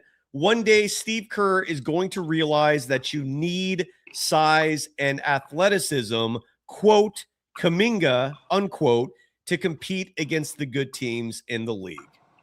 Wholeheartedly agree. Yeah. Wholeheartedly agree. The dude's just saying what I've been saying for like 3+ years. How do you not respect size and athleticism in the NBA? Kerr doesn't. It's insane. What I was going to say last time I was on and I forgot to was, I think what we're seeing here is Kerr developed a style of basketball, right? That everybody kind of copied, right? But 12 years ago, yeah. They copied it, right? And then they improved on it. And what they improved on was get bigger bodies, get faster bodies. Not necessarily, we're not even talking about age now. We're just talking about size, right? And Kerr is still playing like when he created the offense, and now it's not that way. It's a different offensive scheme that everybody's running. That's why yesterday was that yesterday when they played? Yeah, it was. Yeah, today was the second of a back-to-back, which is all the more crazy that Stephen Curry, who played 41 minutes and change last night, played 28 minutes, 36 seconds tonight. I think he only played 12 minutes in the first half, which allowed him some luxury there. But yeah, it was a back-to-back, correct. Yesterday, they had Quentin Post and DB2 bringing the ball up, right? And I said, this is not about the players. This is about the coach. This is about coaching decisions that are being made. But I've always said every time I come on, every single player on the team right now can be a championship. It's just when you use them, how do you use them, and the minutes that you use. And I think with Kerr, he almost has to be forced to use certain things. And when you have a coach like that, of course, in-game adjustments aren't really that made the way they should be. All right, you're cutting out. I was trying to let you finish up, but you're pretty much cooked. Slash, great call though, my brother. If you can hear me, that was fantastic. And let's get to the scoreboard and wrap up the show on a Monday night. Again, it does not feel like Monday. I don't recall a Monday feeling like this. I don't know what day it feels like. I feel like we're just in a void, just floating around on a rock in the universe. Wait, that's really happening. Anyways, let's go around the scoreboard. Let's see what's happening in the NBA. I know Nikola Jokic. That's just a tragedy. Let's hope that injury is not serious. But let's see what's happening in the National Basketball Association for a Monday, December 29th. We're just a few days away from the year coming to an end. And on this Monday, a lot of basketball action, so we'll get right to it. One game going on, we'll revisit at the end of this. The Mavericks and the Portland Trailblazers, they're tied 110 apiece. Daniel Gafford, 17 points, 10 rebounds, 3 blocks for Dallas. Denny Avdia, 24 points, 8 rebounds, 9 assists for the Trailblazers. Final We mentioned this one earlier in Charlotte. The Milwaukee Bucks, Giannis Antetokounmpo is back playing again. Who knows what his future is? He scores 24 points, dishes out 7 assists as the Bucks are 123-113 winners tonight over the Charlotte Hornets. Milwaukee improving to 14-19. Charlotte dropping to 11-21. Brandon Miller, 31 points, 8 rebounds in the loss. Again, Giannis, I mentioned, with 24 and 7 assists. The Phoenix Suns, 115-101 winners, excuse me, tonight over the Washington Wizards. Phoenix improves to 19-13. They currently in the standings. I'm curious how far ahead the Suns are of the Warriors. The Warriors are currently the 8th seed with a 17-16 record. The Suns, 3 games up in the loss column. They are 19-13 following tonight's win again at Washington, 115-101. The Wizards dropped to 7-24. The Wizards have a player named Trey Johnson. Who is Trey Johnson? Let's look him up real fast. Trey Johnson. Oh, he was just a first round draft. Oh, he was the 6th pick in the draft. All right. Don't know much about him. Well, the 6th pick in the draft was the top performer for the Wizards tonight with 24 points. The 6th overall pick, Colin Gillespie, 25 points, 6 assists in the win for the Suns. I'm going to really quickly look up Nikola Jokic to see if there's any update now before we end the show. But in case you missed it, the highlights all over the place. Can't show it here because of copyright, but Nikola Jokic basically collapses to the ground after his left knee buckled. Hard to tell what the knee injury is. I never see him injured. So I'm sure Nuggets fans are inconsolable right now. NBA fans as a whole are distressed over this. No updates as far as I can tell. Let's hope he's okay. Well, the Denver Nuggets in that game were losers tonight. Sorry. 147-123, the final. This happened in Miami. Andrew Wiggins, 19 points, 6 assists, 3 steals in the win for the Heat, who improved to 18-15. The Nuggets dropped to 22-10. Jamal Murray in the loss, 20 points, 6 rebounds, 11 assists. The final in Toronto, the Raptors, who just played last night, now winners of, I don't know how many straight. I was going to say 2 straight, but I also don't know if they won or lost the game before that. Hold on, I got to look it up. 2 straight. Yeah, they lost the previous game at Washington. Jesus, before they beat the Warriors. Even more embarrassing. The Raptors, 107-106 winners at home tonight over the Orlando Magic. And ESPN is listing Jamal Sheed as the top performer. Did he even play last night? I can't remember if he did. Hold on. Jamal Sheed? Did he play last night? I'll look that up.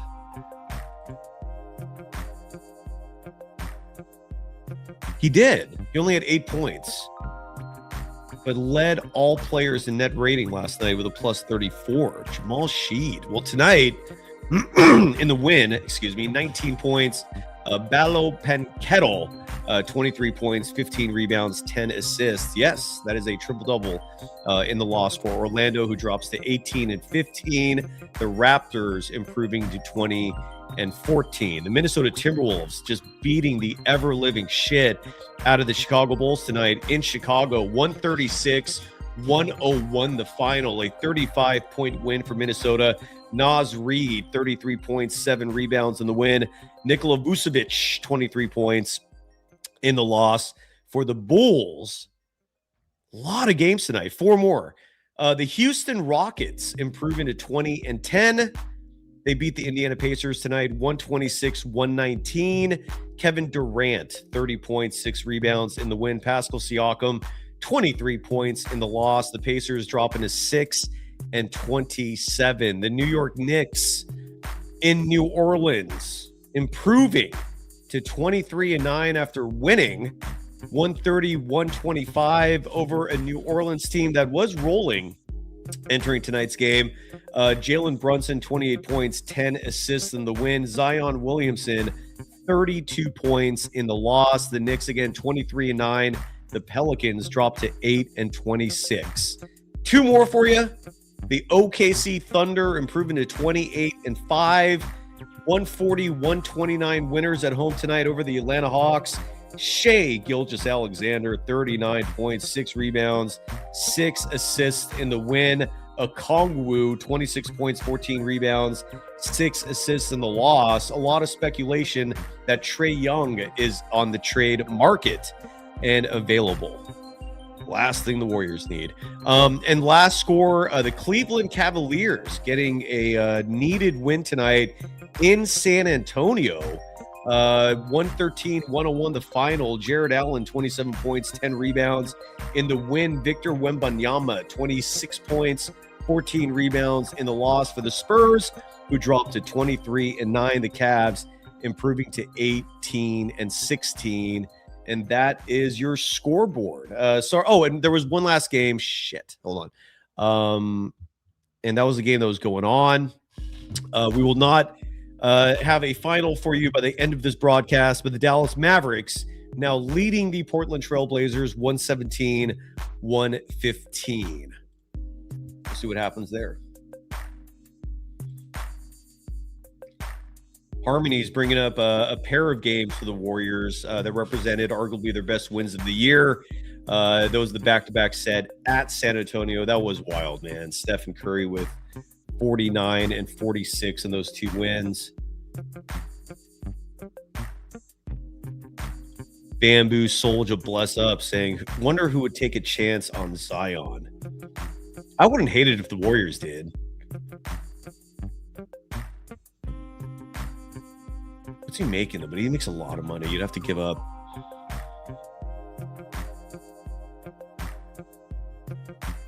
Doobie-doo saying, how funny would it be if the Dubs picked up Trae Young? That'd be funny. You are not serious people. No. I don't know if that's funny. Doobie-doo, you might have gone to might have crossed some boundaries there. Shardall, where were you? Now you come on. It's too late, buddy. I need to go. I need to eat. We'll be back Wednesday night. I'll still play Shardall's Open. I'm a stay-at-home son.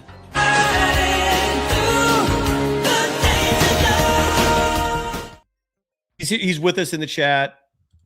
You joined it. You can, no, I didn't snub you, Shardall. You can't show up like right when the show's ending. All right, you can't do that. If you're the closer of a baseball team is still in the dugout watching the game, waiting for his number to get called, you were nowhere to be found until just now. No snubbing. You just got here too late. I need to go.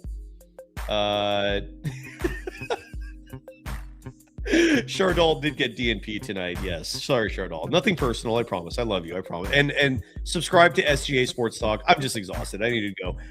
Warriors win. We'll see how they do in Charlotte to wrap up the year Wednesday night. Thanks as always for joining the program. And this never-ending roller coaster continues Wednesday. If anything happens that's newsworthy tomorrow, we'll do a show, obviously. That's the protocol. Otherwise, we'll see you after the game Wednesday. Warriors and Hornets. Thanks, everybody. Bye-bye.